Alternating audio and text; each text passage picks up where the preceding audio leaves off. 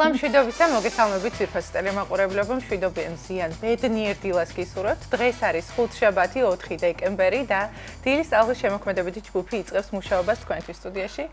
მარიამ ჟავონაძე და სალომე სურმარიძე მუშაობთ. დილამშვიდობისა მოგესალმებით ყველას, ვინც შემოგვიერთდით 11-ის ნახევარამდე ვიქნებით თქვენთან ერთად. თუ რას ნახავთ გადაცემაში, ვიხილოთ ანონსში.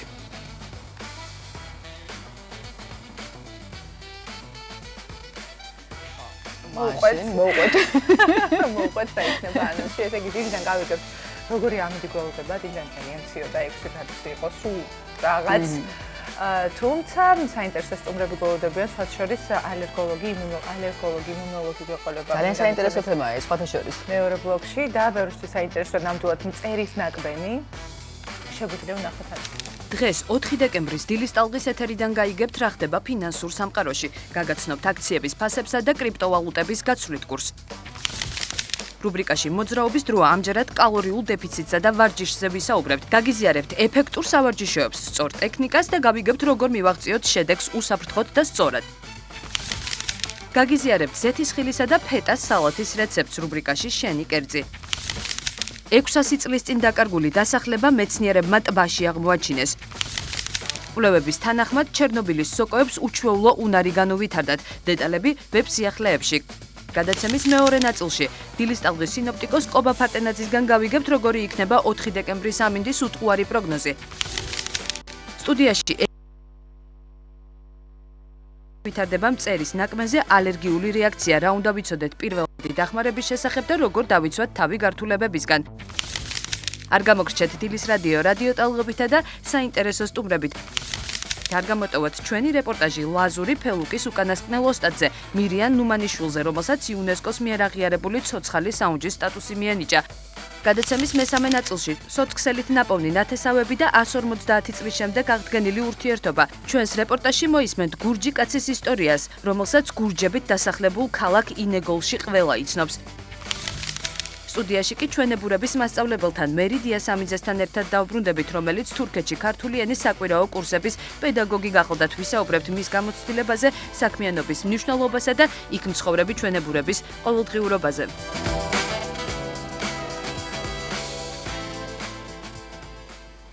აი ესეთი საინტერესო და დატვირთული გადაცემა გელოდებათ, განსაკუთრებით 1-2 თემაა, რომელსაც აუცილებლად უნდა ჩაუჯდეთ და იყოთ ჩვენთან ერთად 11-ის ნახევრამდე. თუმცა აქტუალურია ყოველთვის, ყოველდღიურად ამინდის პროგნოზით, როგორი ამინდი იქნება დეკემბერით ადგაო. და საინტერესო როგორი ამინდი იქნება დღის განმავლობაში. გეტყვით რომ უნალექო ამინდია დილიდან ბათუმში, თუმცა 6 გრადუსი სითბო ფიქსირდებოდა, სულ რაღაც 6 გრადუსი და საკმაოდ ცივ და დღის განმავლობაში კი 17 გრადუსამდე მოიმატებს ტემპერატურა. 4 დეკემბერს ქობულეთში +17, ქედაში +13, შუახევში 11, ხულოში +9, ხოლო გოდერძის უღელტეხილზე 5 გრადუსამდე გათბება ჰაერი. დღე უნალექო ჩაივლის. კი ბატონო, დღე უნალექო ჩაივლის, ასევე ოზურგეთში და მაქსიმალური ტემპერატურა 18 გრადუსს მიაღწევს, ურეთსა და ლანჩხუთში დღეს 17 გრადუს სითბოს ვარაუდობენ სინოპტიკოსები, ჩოხატაურში +16 იქნება, ხოლო ბახმაროში დღეს 6 გრადუსი სითბოა ნავარაუდები. ფოთში +17, ანაკლიაში 18, სოხუმში +16, ზუგდიდში კი 17 გრადუსამდე გათბება ჰაერი. ეს იქნება ჰაერის მაქსიმალური ტემპერატურა დღის განმავლობაში. დღე უნალექო ჩაივლის. ესე იგი განსხვავება დიდია დღესა და ღამეს შორის, 17 გრადუსი იქნება დღისით ქუთაისსა და კოპიტნარში, საირმეში კი 12 გრადუსამდე გათბება დღის განმავლობაში ჰაერი. მესტიაში +9, ბორჯომში 10, ბაკურიანში +6, რაც შეეხება აბასთუმას, აბასთუმაში +7 გრადუსი იქნება. დღეს 4 დეკემბერს ახალციხეში 8 გრადუსი სითბოა ნავარაუდები, გორში +11 იქნება, ცხინვალში 10 გრადუსი სითბო, ხოლო თელავში უნალექო ამინდთან ერთად 8 გრადუსი სითბოა მოსალოდნელი. და ბოლოს ჩვენს დედაქალაქში თბილისში 4 დეკემბერს 9 გრადუსამდე გათბება ჰაერი დღის განმავლობაში და იქნება დღე ნალექი, იწვიმებს ერთი სიტყვით. ხო, მოკლედ ასეთია ტემპერატურული ფონი, თუ როგორ განვითარდება მოვლენები, როგორი ამინდია მოსალოდნელი მომდევნო დღეებში, ამას რა თქმა უნდა ჩვენი უთხარი ამინდის პროგნოზის ავტორი კობა ფარკენაძე გვეტყვის, რამდენიმე წუთში შემოგვიერთდება, ასე რომ არ გადართოთ არსად დარჩით ჩვენთან ერთად და რა თქმა უნდა ერთად გადავალოთ თვალი ეროვნული ბანკის დადგენილებად, როგორია დღევანდელი ვალუტის მიმოცვლა უცხოურ ვალუტებთან, როგორია შედარება. შედარება, კი ბატონო.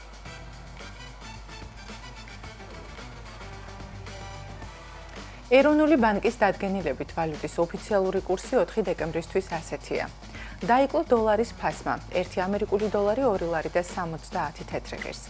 ევროს ფასმა მოიმატა და 4 დეკემბერს 1 ევრო 3 ლარად და 14 თეთრად შეიძენთ. ბრიტანული გირვანქა სტერლინგი 3 ლარი და 58 თეთრი ეღირება. ხოლო თურქული ლირის ფასი 4 დეკემბერს 0.06 ლარი იქნება. ბიტკოინის ფასებს გადავავლოთ კრიპტოვალუტის ფასებს, გეტყვით რომ 4 დეკემბერს ბიტკოინის 1 მონეტა 251.301 ლარი და 88 თეთრი ეღირება. ეთერიუმის ფასი დაეცა და მოიმატა ბოლო მონაცემებით. ეთერიუმის ფასმა მოიმატა ბოლო მონაცემებით და გეტყვით რომ 8348 ლარი და 91 თეთრი ეღირება. BNB-ს ფასშიც არის ცვლილება, დაიკლო გუშინდელთან შედარებით და დღეს 2440 ლარი და 14 თეთრი ეღირება. აქვე გადავავლოთ ნავთობის ფასს, გეტყვით რომ ბრენტის ხარისხის 1 ბარელი ნავთობის შეძენას 169 ლარად და 31 თეთრად შეძლებთ. რა თქმა უნდა, აქტუალურია ოქროს ფასიც. დღევანდელი მონაცემებით ოქროს ფასმა მოიმატა 585 სინჯის 1 გრამი ოქრო 214 ლარი და 8 თეთრი ღირს. 999 სინჯის 1 გრამი ოქროს ფასი კი დაახლოებით 366 ლარი და 92 თეთრია. და ბოლოს რა თქმა უნდა საწვავის ფასებიც აქტუალურია, თვალს გადავავლებთ აქვე საწვავის ფასებს და გეტყვით რომ 4 დეკემბერს სუპერი 2 ლარი და 99 თეთრი ეღირება, პრემიუმი 2 ლარი და 79 თეთრი, რეგულარი 2 ლარი და 59 თეთრი, ევროდიზელი 2 ლარი და 69 თეთრი, დიზელი 2 ლარი და 59 თეთრი, ბუნებრივი აირი 1 ლარი და 52 თეთრი, თხევადი გაზი კი 1 ლარი და 5 თეთრი, რა თქმა უნდა, ეს არის ყველაზე დაბალი ფასი ჩვენს ბაზარზე დღესდღეობით. შეგახსენებთ, რომ შეგიძლიათ ბენზინგასამართზე სადგურზე მისულებმა გადმოტვირთოთ სხვადასხვა აპლიკაციები, ისარგებლოთ აპლიკაციის მეშვეობით გადაიხადოთ თანხა და რა თქმა უნდა, ფასდაკლება გექნებათ. ასეთი იყო დღის კურსი. დიდი მადლობა სალომე, დღის კურსიც გავიგეთ, თუმცა თუ გსმენია რაიმე კალორიულ დეფიციტზე.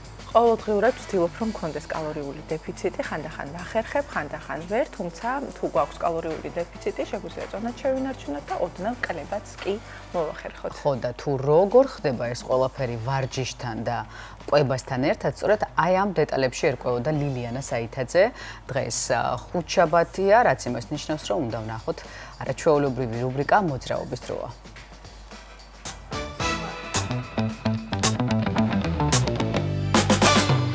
ყოველდღე ვარჯიშობ, ნაკლებ კალორიებს ვიღებ.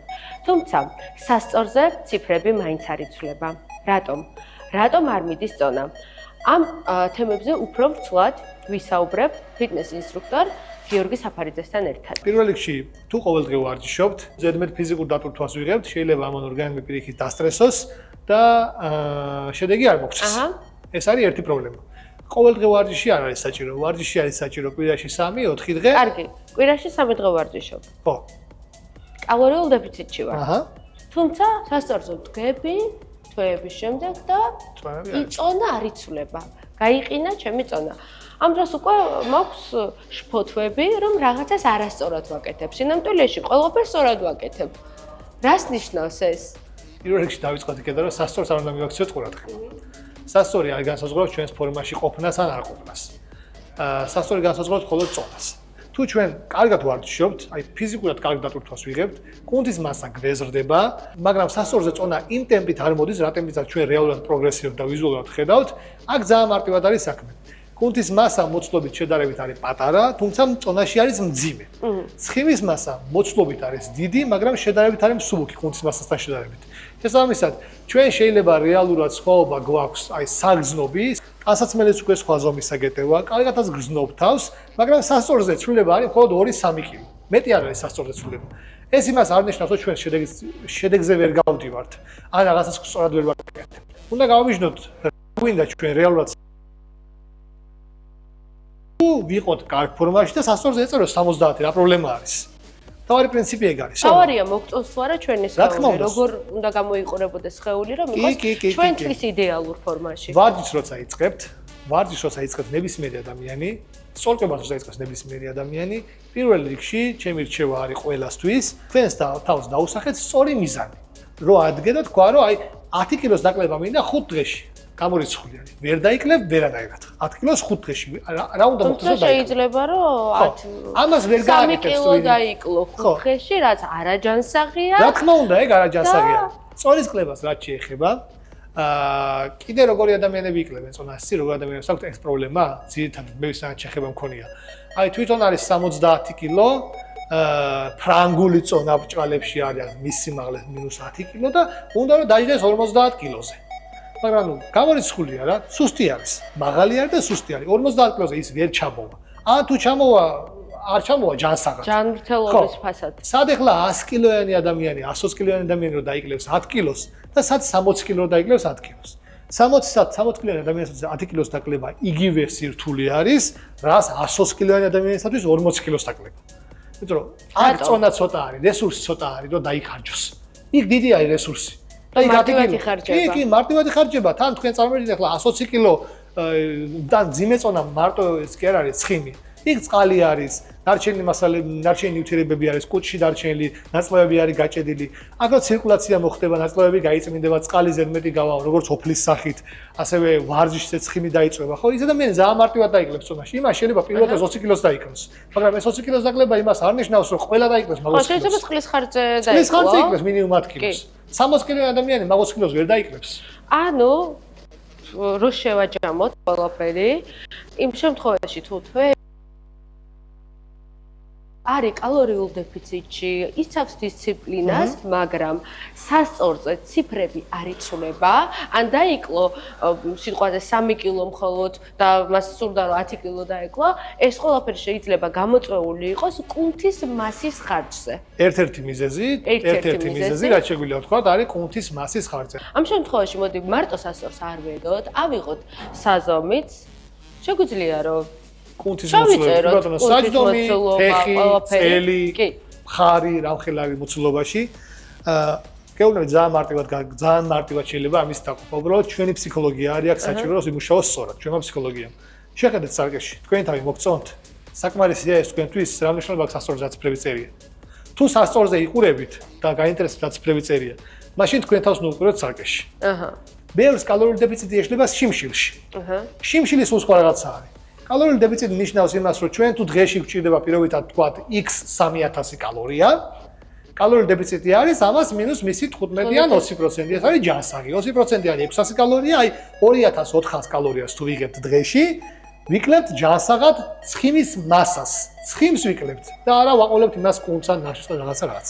თუ ჩვენ ჩავთვლით, რომ იცი რა, აი 2400-ზე თუ მაგრად ვიკლებ, 1500-ზე რას ვიზამ, უფრო მაგრად დავიკლებ, ხო?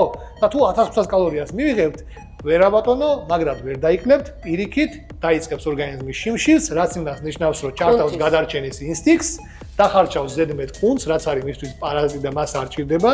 მქონია შემთხვევა, აი სტუდენტობის პერიოდში, არაჯანსაღი კვების ნიადაგზე მოვიმატე 5 კილოგრამი, გადავწყვიტე, რომ ძალიან მაწუხებდა, უნდა დამეკლო და დავიწყე არაჯანსაღი დიეტა.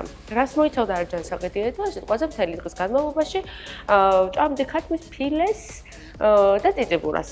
რა თქმა უნდა, ბევრს ვერ ვჭამდი, იმიტომ რომ მოსაბეზრებელი იყო ერთი და იგივე ჭამა მთელი დღის განმავლობაში და ესე უნდა მეკვება რამდენიმე დღე. როდესაც მქონდა ვალდებულება, რომ გინდა თუ არა მეჭამა ერთი და იგივე საკვები მთელი დღის განმავლობაში, უფრო და უფრო მეტი სურვილი მიჩნდებოდა, რომ მეჭამა ტკბილი, მეჭამა რაიმე არაჯანსაღი, ცომეული, რაც სინამდვილეში დიდად არ მიყვარს. აი, ტკბილი არ მიყვარს, თუმცა იმ პერიოდში მომატებულად ვჭამდი. ეგ ტკბილის მოთხოვნილება არ არის მარტო გამოწვეული იმისაგან, რომ აკრძალული ქონდა სხვა რაღაცები. ხო, მე მგონია, რომ ფსიქოლოგიური მომენტი როცა ორგანიზმი იწყებს შიმშილს, ეგ ერთი მომენტი არის ფსიქოლოგიური, მეორე არის ბიოლოგიური მომენტი. როცა ორგანიზმი იწყებს შიმშილს, მაგ შემთხვევაში იცი რა ხდება? ორგანიზმმა დაიწყო შიმშილი, მას სჭირდება სწრაფი ენერგია. სწრაფი ენერგია არის ნახშირწყალი, ოღონდ სწრაფი ნახშირწყალი.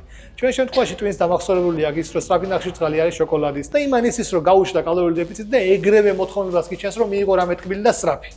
რომელიც კალორიული დეფიციტი შეავსოს.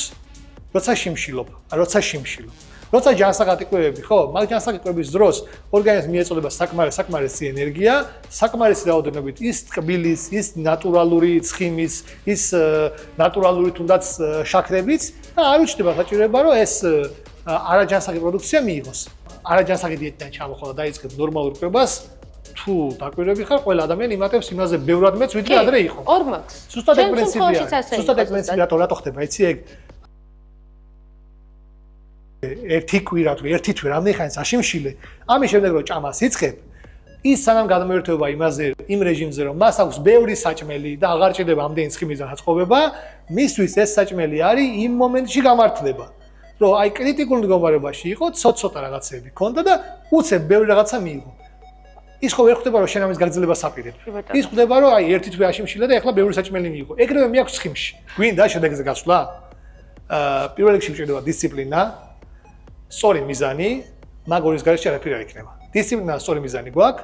მაგ შემთხვევაში თუ დარბაზში მოდიხარ სავარჯიშოდ, გჭირდება და თქვენ არის ვარჯიში, გჭირდება სწორი ტრენერი. შენ ახსენე, რომ თუ ჩვენ გვინდა შედეგი, კვებასთან და დისციპლინასთან ერთად გჭირდება ტრენერი, რომელიც სწორ მიმართულებას მოგცემს. იმ შემთხვევაში, თუ მე არ მოგცემ ის ფუფუნება, რომ აღვყანო ტრენერი, ან არ მოქვს დრო, ყავს მცირეწლოვანი შვილები და ვერ ვახერხებ სახლიდან გარეთ გაცვლას, შეგვიძლია თუ არა, რომ სახლის პირობებში გავაკეთოთ ვარჯიში, რომელიც დაგვეხმარება, რომ მივიღოთ ჩვენთვის სასურველი შედეგი.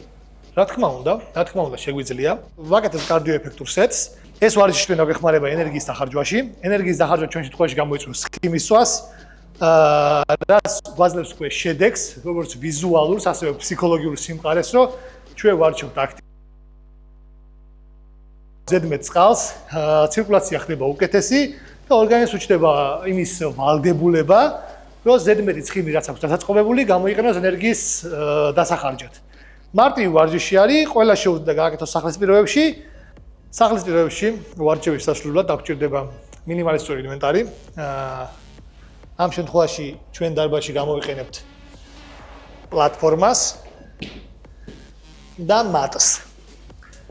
სახლის შემთხვევაში შეგვიძლია გამოვიყენოთ მყარი სკამი ან თუნდაც მყარი დივანი. მატის ვარიანტი შეგვიძლია გამოვიყენოთ იატაკი, ხალიჩა, რამე მაგდაგვარი. არის 4 ვარჯიში, 15 გამეორებით, სეტებს შორის შესვენება არის 1/5.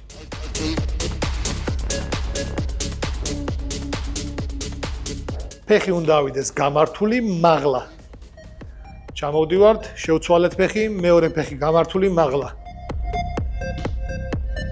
ვაკეთებთ ერთი ტემპით, 15 გამეორებას, მოურჩებით ვარჯიშს, გადავდივართ ეგრევე მეორე ვარჯიშზე შეცვენების გარეშე. მეორე ვარჯიში ბევრად მარტივი არის. თავარი პრინციპი არის ქუსლებს არ დავარტყათ, არ დავიზიანოთ ხერხემალი. ასე დაარტყამ ხერხემალს. წავიდა. ხელები და ფეხები ვარჯიშობს ტემპში.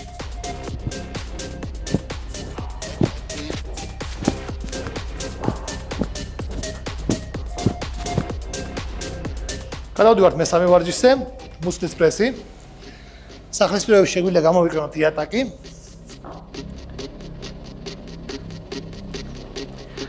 ხელებს ვალაგებთ ფეხებზე, მარტივი მოძრაობით ავდივართ მუხლამდე.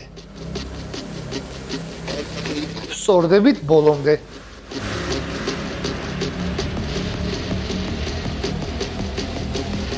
გადავდივართ მეოთხე ვარჯიშზე. აქაც სახლის პირობებში სავარჯიშო დარბაზში ბევრი ინვენტარი არის ამისათვის. დგებითი დაყვებზე ან გამართულ ხელზე. ამ შემთხვევაში მე დაყვებით გავაკეთებ. ერთი სრული მოძრაობა არის, ერთი გამეორება. 1 2 ფეხები უნდა წავიდეს დიაგონალზე. შესაძლებელია ასევე პირდაპირ გამართვა, პირდაპირ შედარებით მარტივი მოძრაობა არის. დიაგონალზე ვთავთ როგორც პრესის კუნთებს, მუცლის წინა კუნთებს, ასევე მუშაობს ირიბი კუნთებიც. სეტი დასრულებული არის, შეგვიძლია დავისვენოთ 1 წუთი ამ სეტის შემდეგ. გადავდივართ მეორე მისვლაზე. ვაკეთებთ 4 მისვლას. შესვენებები გვაქვს 1 წუთიანი, თულ პირობებში წუთნახევრიანი.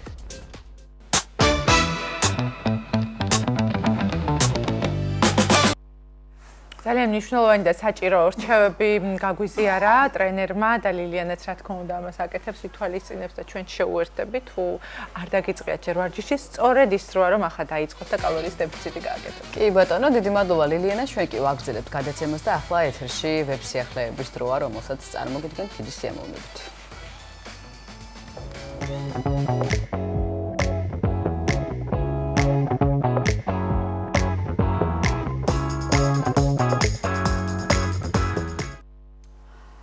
არქეოლოგებმა მსოფლიოს ერთ-ერთ ყველაზე ღრმა ტბაში დიდი ხნის წინ დაკარგულ ქალაქს მიაგნეს.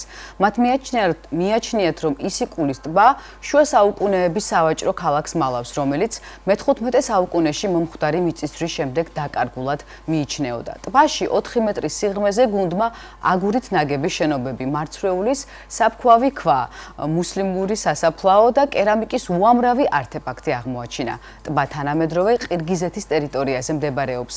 დამალული ქალაქი კი სავარაუდოდ ტორუ აიგირია. პოინტავების საერთაშორისო გუნდმა ქალაქის რამდენიმე ფრაგმენტი აღმოაჩინა, რომლებიც როგორც თურქული, ისე ისლამური დინასტიების მმართველობის პერიოდებზე მიანიშნებს.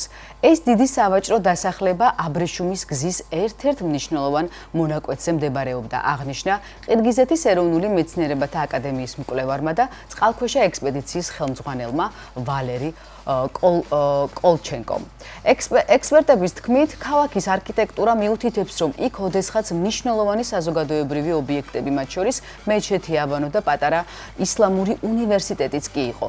ჯგუფმა ამ ტერიტორიაზე მე-13 ან მე-14 საუკუნის მუსლიმური ნეკროპოლისი აღმოაჩინა, რომელიც წყლის გამო მთლიანად ეროზირებულია. იქ ნაპოვნი 2 ცხედარის ნაშთი მუსლიმური ტრადიციის მსგავსად მექისკენ იყო მიბრუნებული. მკვლევარებმა განაცხადეს, რომ მე-15 საუკუნის დასაწყისში მომხდარმა მასშტაბურმა მიწისძვრამ ქალაქი წყლით დაფარა. კოლჩენკო ამბობს, რომ კატასტროფის დროს მოსახლეობას ტერიტორია უკვე დატოვებული ჰქონდა, მაგრამ მიწისძვრამ რეგიონის პოპულარიზაციაზე მაინც მნიშვნელოვნად იმოქმედა. მენშიკოვი მიიჩნევს, რომ დაახლოებით მე-10 საუკუნეში ამ ტერიტორიაზე ყარახანიდების სახელმწიფო შეიქმნა. ამ თურქულ დინასტიას დასაწყისში უამრავი რელიგია გააჩნდა, მაგრამ მმართველმა ელიტამ საბოლოოდ ისლამი მიიღო. ქალაქი ჩინურ წყაროებშიც არაერთხელაა ნახსენები, რაც არქეოლოგიური მონაცემების ისტორიულ წყაროებთან შედარების საშუალებას გვაძლევს და უფრო მეტი კვლევა დაიდება ამ ქალაქის შესახებ დარწმუნებული ვარ. ეხლა რაც შეეხება მეორე ამბავს. კვლევების თანახმად ჩერნობილის სოკოებს უჩვეულო უნარი განუვითარდა. ჩერნობილის მიტოვებულ შენობებში შავი შეფერილობის უცნაური სოკო იზრდება. ბევრი მეცნიერი ფიქრობს, რომ იგი მელანინის მუქი პიგმენტის დახმარებით რადიაციას შთანთქავს დაახლოებით ისე, როგორც მცენარეები შთანთქავენ მზის სინათლეს ფოტოსინთეზისთვის. ამ სავარაუდო მექანიზმს სახელიც კი აქვს რადიოსინთეზი. როგორც ვთქვით, მეცნიერებმა დაადგინეს, რომ ეს სოკო რადიაციის პირობებში ხარობს, თუმცა არავინ იცის რატომ ან როგორ. რადიოსინთეზი უბრალოდ თეორია, რომლის დამტკიცებაც რთულია და სხვათა შორის ამაზე მეცნიერები მუშაობენ. ყველაფერი 1990-იანი წლების მიწურულს დაიწყო, როცა უკრაინელი ბიოლოგების გუნდი ჩერნობილს ეწვია. მათ სურდათ დაედგინათ სიცოცხლის რომელი ფორმები ხარობდა განადგურებული რეაქტორის მახლობლად. მათ გაუცება საზღვარი არ ჰქონდა, როცა სოკოების მთელი საზოგადოება იპოვეს. 37 სახეობა. აღსანიშნავია, რომ ყველა ორგანიზმი მუქი შეფერილობის იყო, ბევრი მათგანი შავი. მაშასა და მე ჩერნობილის სოკოებს ბევრი მელანინი აქვთ. მეტიც, მეცნიერებმა ეს სოკო კოსმოსში გაიტანეს და საერთაშორისო კოსმოსურ სადგურს გარედან მიამაგრეს, ისე რომ სოკოს კოსმოსური გამოსხივება მოხვედროდა. ამ ნაშრომის მიზანი ფოტოსინთეზის დემონსტრირება ან შესწავლა არ ყოფილა. მეცნიერებს სინამდვილეში იმის გაგება სურდათ, თუ რამდენადაა შესაძლებელი სხვადასხვა კოსმოსურ მისიაში ამ სოკოს რადიაციულ ფარად გამოყენება. შესაბამისად, ამ ნაშრომით ვერ დაადგინეს თუ რატომ ან როგორ აქვს აქვს ამ სოკოს მსგავსი ეფექტი, თუმცა ფაქტი ერთია, თავად რადიოსინთეზის იდეაც საინტერესოდ ჟღერს, თუმცა კიდევ უცნაური ისაა, თუ როგორ ახერხებს სოკო ადამიანებისთვის ამდენად დამაზიანებელ გამოსხივების განეიძრალებას. და ასევე საინტერესოა ისიც, რომ სიცოცხლის ზოგი ფორმა ჩერნობილის უმძიმეს პირობებშიც კი ხარობს. ასეთი იყო ვებსიახლეები. ნამდვილად საინტერესო ვებსიახლეები იყო. მარია, ძალიან დიდი მადლობა. სოკოს უამრავი სახეობა არსებობს, თუმცა დღეს სოკოზე არ შეაჩერებს ყურადღებას. ქეთა თხილაიშვილი დღეს ის ზეთის ხილით და ფეტას საშუალებით შეგვიქმნის სალატს, ასე რომ ნახოთ რუბრიკა.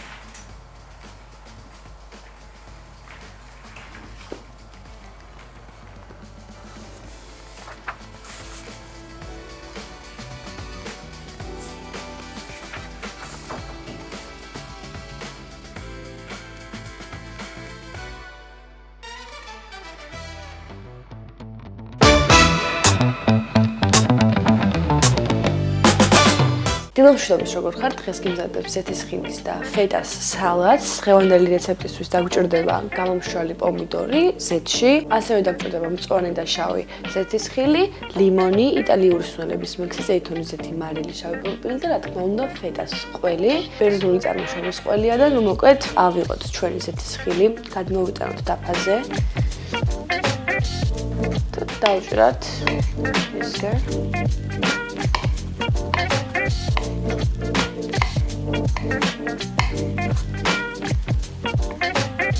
შეგიძლიათ პირდაპირაც გამოიყენოთ და არც კი დაჭრათ, ეგ არ არის პრობლემა, მაგრამ მე უფრო ესე მირჩევნია. ჩავყაროთ ახლა უბრალოდ შავი ზეთის ხილი, ამას დაჭრა არ ჭირდება. ეს კლასიკური ბერძნული სალატი გამოდის. ეხლა ნახეთ რას ვაკეთებთ. რადგან ეს არის ზეთიანი და ცოტა არაკომფორტული იქნება საღებად და ისე დაჭრა, ავიღოთ ჩანგლით.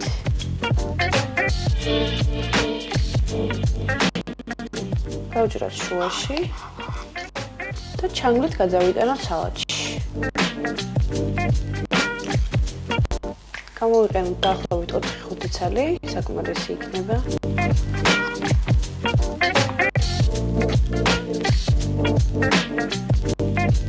როგორც უკვე გითხარით და მოგახსენეთ, ეს არის კარგად გამომშრალი პომიდორი,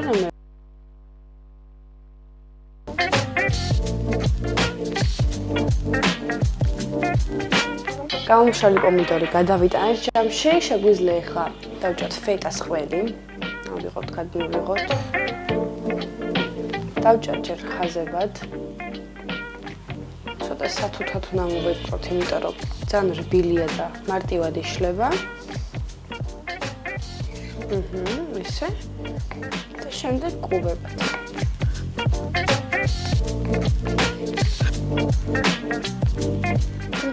ფეტა დავჭერით. გადავიტანოთ ესეც ჯამში.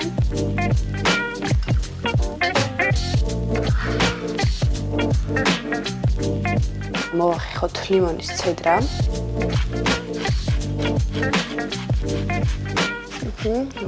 ეს საკმარისია. ეს ხარაც დარჩა, მოვაშოროთ და ჩავყაროთ. ესე. დავუმატოთ იტალიური სუნელების მიქსი. მოგვდება ბერძნულ სალატს იტალიური სუნელების გარდა სხვა ნებისმიერი სუნელი. არაფერიც, მარტო ეს. ხა დავუმატოთ ზეითუნის ზეთი.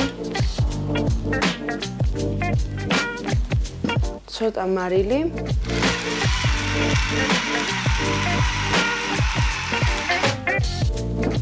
და ცოტა შავი პილპილი.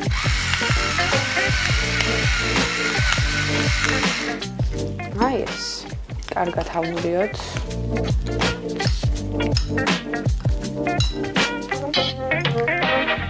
ესეთი ბერძნული სალატი გამოგვივიდა.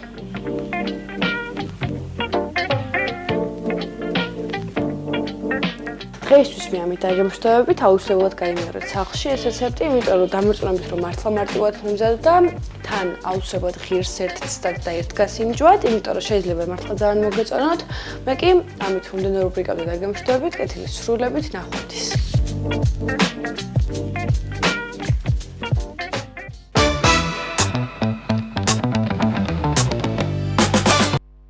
ნახეთ, ეს ხვალობდება მშვიდობებით, ხვალ ისევ შემოვიხედავთ ჩვენ სამზარეულოში, ახლა კი ახალი ამბების დროა და სულხან წულუკიძეა ჩვენთან ერთად. დილა მშვიდობის სულხან. მოგესალმებით, მარია, სალამები, მოგესალმებით ჩვენს ერთგულ მაყურებელს. დიახ, თბილისის დრო 9 საათია და ახალი ამბების დრო. BBC-ის საგამოძიებო ფილმი უკვე მეოთხე დღეა სამართლებრივი და პოლიტიკური შეფასებების თემა სახელმწიფო უსაფრთხოების სამსახურში დაწყებული გამოძიების ფარგლებში 2 დღის განმავლობაში გამოკითხეს ისინი, ვინც ამ ფილმში მონაწილეობდნენ. მათ შორის არიან ექიმები, მამაშვილი, ჩახუნაშვილები, არასამთავრობო ორგანიზაციების წარმომადგენლები და ის დემონსტრანტები, რომლებიც აქციების დაშლის შემდეგ ჩატარებულ გამოკითხვებსა და სამედიცინო კვლევებში მონაწილეობდნენ. ყველა მათგანი ამბობს, რომ BBC-ისთვის ეგრეთ წოდებული კამიტის გამოყენებაზე ინფორმაცია თავად არ მიუწოდებიათ. ცნობილია, რომ საქართველოს მომზადებულ დოკუმენტურ ფილმში გაჟღერებულ მძიმე ბრალდებაზე ხელისუფლება მიმართავს დიდი ბრიტანეთის კომუნიკაციების მარეგულირებელ კომისიას და შემდეგ გადაწყვეტს, იჩივლებს თუ არა საერთაშორისო სასამართლოში. იყო თუ არა 2024 წლის ნოემბერი-დეკემბრის აქციების დროს დემონსტრანტების დასაშლელად გამოყენებულ წყლის ჭაუში ქიმიური ნივთიერება გარეული, რა ნივთიერებაზეა საუბარი და ფლობს თუ არა ქვეყანა იმ ქიმიურ ნივთიერებებს, რომლებიც BBC-ისთვის საგამოძიებო ჯგუფის მიერ ნახსენები კოდის ქვეშ გულისხმება. აკრძალული ნივთიერების შეძენა გამოყენებას კატეგორიულად უარყოფს ხელისუფლება, ოპოზიციის ნაწილი კი საერთაშორისო გამოძიების დაწყებას ითხოვს. ცელობა იმისა, რომ რამე დამადასტურებელი ინფორმაცია წამოწიონ და ვერც წამოწევენ ამას რასაკვირველია, ესეთი მიზანი მათ არ ქონიათ. აჩვენებენ ლაბორატორიული კვლევების სიუჟეტს, რომელიც რასაკვირველი არ ჩატარებულა. აჩვენებენ ადამიანებს, ვისაც სრემდენა აქვს, მაშინ როცა გაზიც იყო გამოყენებული და წიწაკის სპრეიც იყო გამოყენებული და წყლისგან მოწამვლა წარმოიდგინეთ ციანიდით არის ის თემა, რომელიც იმ წუთში ვერ შეამჩნიეს. არსად არ იყო ესეთი კლინიკა დაფიქსირებული და ერთი წლის მერე შაიშმელაშვილს მოაფიქრა თვითონ ამ ოპერაციების ავტორს და ორგანიზატორს მოაფიქრა, რომ იქნება ეს იყოს სწორედად ციანიდის გამოყენება საკუთარი ხალხის მიმართ. ბრალდება იმდენად უტიფარია, რომ შეშფოთებას იწვევს, რადგან ამის უკან, რა მიზანს ემსახურება, ხომ არ არის მიზანი ისევ კვლავ იგივე, რომ როგორმე ხალხის აღშფოთება გამოიწვიოს, რომ ქუჩაში გამოვიდნენ და ამ სისხლის ზღვრით და რევოლუციით. ბოლოდროინდელი მონაცემები, რომ ქართულმა ოცნებამ გასულ წელს მშვიდობიანი მომიტინგეების წინააღმდეგ ქიმიური იარაღი გამოიყენა ძალიან შემაშფოთებელია. ამის შესახებ აღნიშნულია ამერიკის შეერთებული შტატების ჰელსინკის კომისიის განცხადებაში. დოკუმენტში აღნიშნულია, რომ ამ ქიმიურმა თავდასხმებმა დაზარალებულების დამწვრობა და ჯანმრთელობის ხანგრძლივი გართულებები დაუტოვა, რაც არ უღებს ადამიანის უფლებების დაცვის ვალდებულებების, რომლის შესრულებას საქართველოს ხელისუფლებას ევალება.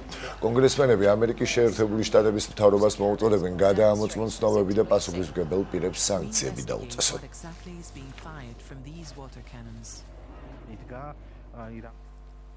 ძლიერი საქართველოს ლელო პარლამენტის თავმჯდომარე შალვა პაპუაშვილის განცხადებით პასუხობს, როგორც განცხადებაში აღნიშნული კოალიცია კიდევ ერთხელ განმარტავს, რომ ალე კოალიციაშვილი არ არის ლელოს წევრი და ასევე პარტია მოქალაქეები, რომელსაც ელიციაშვილი წარმოადგენს, არ არის ალდეს წევრი პარტია. გუშინ საქართველოს პარლამენტის თავმჯდომარემ განაცხადა, რომ თუ ალე კოალიციაშვილს არ გარიცხავენ, ორშაბათიდან მოქალაქეები, ძლიერი საქართველოს და ალდე ოფიციალურად გახდებიან ტერორისტის მფარველი ორგანიზაციები.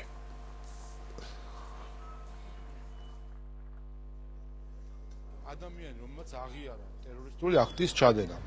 მას საკუთარი პარტია არ ემიჯნება, ან პარტია მოქალაქეები, ესე იგი ეს პარტია არის ტერორისტის მფარველი პარტია. მეორე, თუ კი მას არ ემიჯნება მისი კოალიციური პარტნიორი, იმ გუნდის ის გუნდი, რომელშიც ის დღემდე ირიცხება, ესე იგი ესეც არის ტერორისტის მფარველი.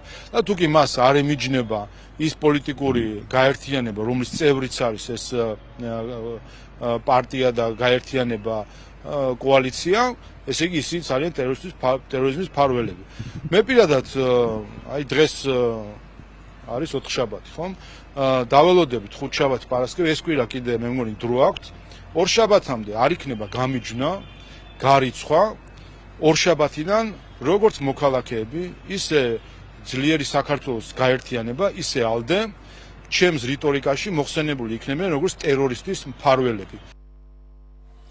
შეზღუდული შესაძლებლობის მქონე პირთა საერთაშორისო დღესთან დაკავშირებით განათლების მინისტრის მოადგილე სკოლებში ინკლუზიური განათლების მიმართულებით მოსწავლეთა აქტივობებს გაეცნო. ღონისძიების ფარგლებში სკოლებში მოეწყო სპეციალური საგანმანათლებლო საჭიროების მქონე მოსწავლეთა ნამუშევრების გამოფენა და მოსწავლეთა მიერ მიღწეული წარმატების შესახებ პრეზენტაციები. აღინიშნა, რომ სამინისტროს ერთ-ერთ მთავარ პრიორიტეტს წარმოადგენს ინკლუზიური განათლების სფეროში მოქმედი პროგრამების გაუმჯობესება და გაფართოება. ყოფებოდით რამდენიმე სკოლაში, იყო ეს რესურს სკოლა, 203 სკოლა, ასევე 55 საჯარო სკოლაში, სადაც გავეცანით ინტეგრირებული კლასების საჭიროებებს. მოგეხსენებათ სამინისტროში შეიქმნა სტრატეგიისა და ინკლუზიის განვითარების დეპარტამენტი და იმისათვის, რომ კიდევ უფრო ინსტიტუციური ლეგიტიმაცია გაიზარდოს ინკლუზიის საინფორმაციო შემეცნებითი ტრენინგები ახალგაზრდების გარემოს დაცვითი ცნობიერების, ამაღლებისა და პრაქტიკული უნარების ჩამოყალიბების მიზნით პროგრამა, რომელშიც 100 მოსწავლე იყო ჩართული, მოიცავდა გარემოს დაცვით თემებზე ლექციებს, პრაქტიკულ სამუშაოებს, ჩანახატების, პოსტერების შექმნას და ჯგუფურ დავალებებს. ტრენინგის დასრულების შემდეგ მოსწავლეებს სერტიფიკატები გადაეცათ.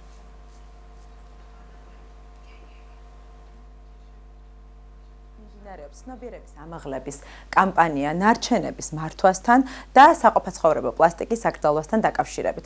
ჩვენ თვლით, რომ აღნიშნული ცნობიერების ამაღლების კამპანიები არის ძალიან მნიშვნელოვანი, ვინაიდან სწორედაც განათლებიდან იწყება ჩვევის შეცვლა, რაც არის ძალზედ მნიშვნელოვანი ჩვენი მომავალი თაობისათვის. გარემოს დაცვითი ინფორმაციისა და განათლების ცენტრმა ჩაგვიტარა საინფორმაციო ტრენინგი თუ როგორ უნდა ვმართოთ ნარჩენები და არ გამოვიყენოთ პლასტმასი ყოველდღიურ ცხოვრებაში.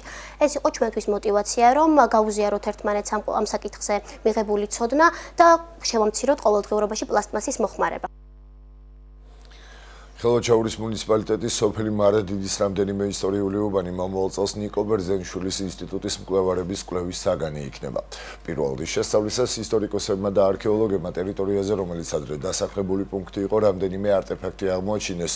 მათი განმარტებით, აქ იყო როგორც საცხოვრებელი, ასევე სამეურნეო ნაგებობები, ასევე საყდარი და ტერიტორია კომპლექსურ შესწავლას საჭიროებს, რადგან საინტერესოა როგორც ისტორიული, ასევე არქეოლოგიური თვალსაზრისით. სოფლის უძველესი უბნის შესწავლის თხოვნით მკვლევარებს მოსახლეობამ მიემართა კვლევითი სამუშაოები აქ ნიკო ბერძენიშვილის ინსტიტუტის ეგიდით ჩატარდება. აქ იყო როგორც საცხოვრებელი და სამეურნეო ნაგებობები, ასევე ამ სოფელს ჰქონია თავისი სალოცავი, არის ასე ვთქვათ ტერმინი ნასაყდრალი და საყდარი, როგორც ჩანს, სალოცავი ტაძრის ტერიტორიაცაა. ჩვენ ვფიქრობთ, რომ საომავლოდ დავიწყოთ აი ამ სოფლის დიდი ისტორიის შესწავლა და არა მარტო ისტორიული ნაწილი, არამედ შესწავლილი იქნას მისი არქეოლოგიაც, რადგან ძალიან საინტერესო არქეოლოგიური არტეფაქტები იქნა მიკვლეული დღეს. მეცნიერები ფიქრობენ, რომ ანანია შირაკაცის სომხურ გეოგრაფიაში, ეს არის მე-7 საუკუნის ძეგლში მოხსენიებული მრიტი უნდა იყოს სოფელი მარადიდი და ამიტომაც ძალიან მნიშვნელოვანია ამ სოფლის ისტორიულ არქეოლოგიურ თვალსაზრისით შესწავლა. ამ სოფლის შესახებ არაერთი ნაშრომი გამოიცა, სამეცნიერო მიმოქცევაში შევიდა, მაგრამ ვფიქრობ, რომ ის არ არის საკმარისი, რადგანაც აუცილებელი არის მომავალში მოხდეს ამ სოფლის კომპლექსური შესწავლა.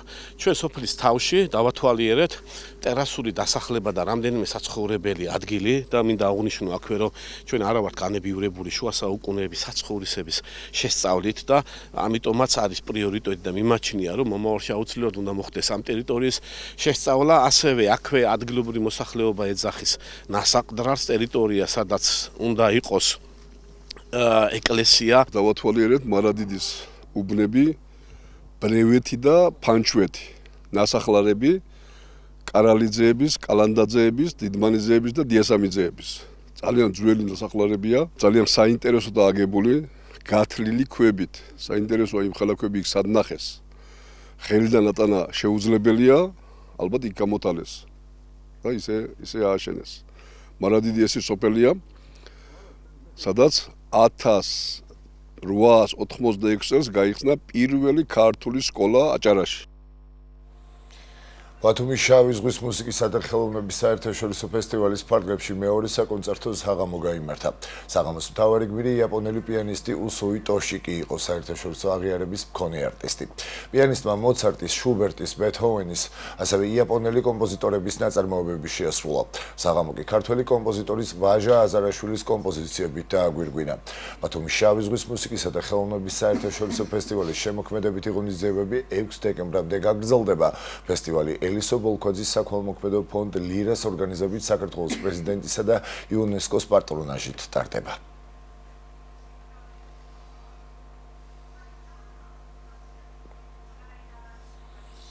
ეს იყო ჩემს ხელთ არსებული ბოლო ინფორმაცია. მომდევნო გამოშვებით პირდაპირ ეთერში 10 საათზე დავბრუნდებით. დროებით. წინ საინტერესო გადაცემა გელოდება, ჩვენ დავბრუნდით ეთერში 11-ის ნახევრამდე სტუდიაში მარიამ შავანაძე და სალომე სურმანიძე ვიმუშავებთ, ასე რომ არსად გადართოთ, თვალი გადავავლოთ, თუ რა გველოდება გადაცემაში დღეს. დანახავთ.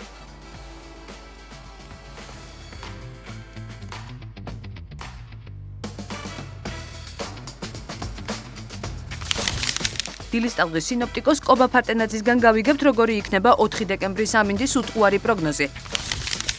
სტუდიაში ექიმ ალერგოლოგთან ერთად ვისაუბრებთ, რა ნიშნებით ვითარდება მწერის ნაკმეზე ალერგიული რეაქცია, რა უნდა ვიცოდეთ პირველადი დახმარების შესახებ და როგორ დავიცვათ თავი გართულებებისგან. არ გამოგრჩეთ დილის რადიო ტალღობითა და საინტერესო სტუმრებით. არ გამოტოვოთ ჩვენი რეპორტაჟი ლაზური ფელუკის უკანასკნელ ოსტატზე, მირიან ნუმანიშვილზე, რომელსაც იუნესკოს მიერ აღიარებული ცოცხალი საუნჯის სტატუსი მიენიჭა. გადაცემის მესამე ნაწილში სოციქსელით ნაპოვნი ნათესავები და 150 წლის შემდეგ აღდგენილი ურთიერთობა. ჩვენს რეპორტაჟში მოისმენთ გურჯი კაცის ისტორიას, რომელსაც გურჯებით დასახლებულ ქალაქ ინეგოლში ყველა იცნობს. სტუდიაში კი ჩვენებურების მასწავლებელთან მერი დიასამიძესთან ერთად დავბრუნდებით, რომელიც თურქეთში ქართული ენის საკვირაო კურსების პედაგოგი გახლდათ. ვისაუბრებთ მის გამოცდილებაზე, საქმიანობის მნიშვნელობასა და იქ მცხოვრები ჩვენებურების ყოველდღიურობაზე.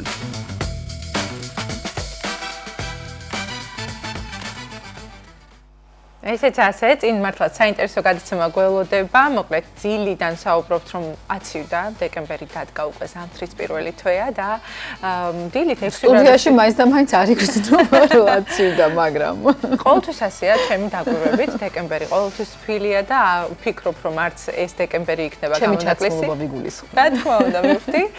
და კობა ფარტენაძე შემოგვიერთება, რომელიც დაგვიდასტურებს იმას, თუ გამოცდილებით, როგორც გვახსოვს, დეკემბერი ყოველთვის თბილია. ბათუმში განსაკუთრებით სანაპირო კურორტებზე. კობა მოგესალმებით დილამშვიდობისა. კობას ჩაცმულობითაც ვიმსჯელოთ, ახლა რა. დილა მშვიდობისა, აცივდა. აცივდა კი. რა ხდება, აბა გითხარით დღეს და მომდევნო დღეებში განსაკუთრებით. ციოდეს, რა თქმა უნდა. კი, ყველაფერზე გიპასუხებთ, რა თქმა უნდა. დეკემბერი ხშირად არის თბილი ჩვენს ქვეყანაში, ისევე როგორც ნოემბერი, წელსაც გამონაკლისი ამ შემთხვევაში არ არის სტატისტიკურ ნორმასთან მიმართებაში თბილ დეკემბერს ველოდებით გრძელვადიანი პროგნოზით საშუალო ტემპერატურა 1 გრადუსით მაღალი იქნება ნორმაზე და უფრო მეტად თბილი და მზიანი დღეები გვექნება ვიდრე ცივი და წვიმიანი. ღამის საათებში სუსხი და სიცივე ბუნებრივია, მაგრამ ისე ნამდვილად არ ცივა, რომ ტემპერატურა ნორმაზე ქვემოთ იყოს. მინიმალური ტემპერატურები დასავლეთში 8-9 გრადუსი ფიქსირდება, აღმოსავლეთში 3-4 გრადუსი, ეს ღამის საათებში, ხოლო დღისით 15 გრადუსზე მეტი ტემპერატურა გვაქვს დასავლეთში, აღმოსავლეთში კი ცოტათი უფრო ცივა და მაქსიმალური ტემპერატურა 13 გრადუსი იქნება და უნალექო მზიანი ამინდია მოსალოდნელი ყველგან თითქმის, მხოლოდ აღმოსავლეთში მცირე წვიმაა შესაძლებელი და ტემპერატურის ეს სხვაობა ამ შემთხვევაში დასავლეთში შედარებით უფრო ძლიერ აღმოსავლეთის მიმართულების ქარს იწვევს ზემო იმერეთსა და კოლხეთის დაბლობზე. ამ ყველაფერზე კიდევ ერთხელ ვისაუბრებ, მანამ კი გადავხედოთ დღევანდელ ტემპერატურულ ფონს ჩვენს ქვეყანაში. უნალექო ამინდი იქნება ბათუმში, მზიანი დღე 17 გრადუსი, ქობულეთშიც ასეთივე ტემპერატურა გვაქვს, ქედაში 13, შუახევში 11 და ხულოში +9 გრადუსია მოსალოდნელი, ხოლო გოდერძის უღელტეხილზე +5 გრადუსი იქნება დღის მაქსიმალური ტემპერატურა. ოზურგეთში 18, ურეკში 17 ასეთივე ტემპერატურა გვაქვს. ლანჩხუთში, ჩოხატაურში 16 და ბახმაროში +6 გრადუსია მოსალოდნელი. რაც შეეხება ფოთს 17 გრადუსი იქნება, ანეკლიაში 18, სოხუმში 16, ზუგდიდსა და კოპიტნარში, ასევე ქუთაისში +17 გრადუსი დაფიქსირდება. დღეს საირმეში 12 გრადუსი იქნება, მესტიაში 9, ბორჯომში 10, ბაკურიანში 6 და აბასთუმანში 7 გრადუსი ამოსაუბრებელი, ახალციხეში კი +8 გრადუსი იქნება ჰაერის მაქსიმალური ტემპერატურა. გორში 11, ცხინვალში 10 და მზიანი დღე. დედაქალაქში დღეს მოსაუბრებელია მცირე წვიმა, შესაძლებელია ნისლი, +9 გრადუსი იქნება, ხოლო უნალექო დღეა მოსაუბრებელი კახეთში, კონკრეტულად თელავში +8 გრადუსი იქნება ჰაერის მაქსიმალური ტემპერატურა.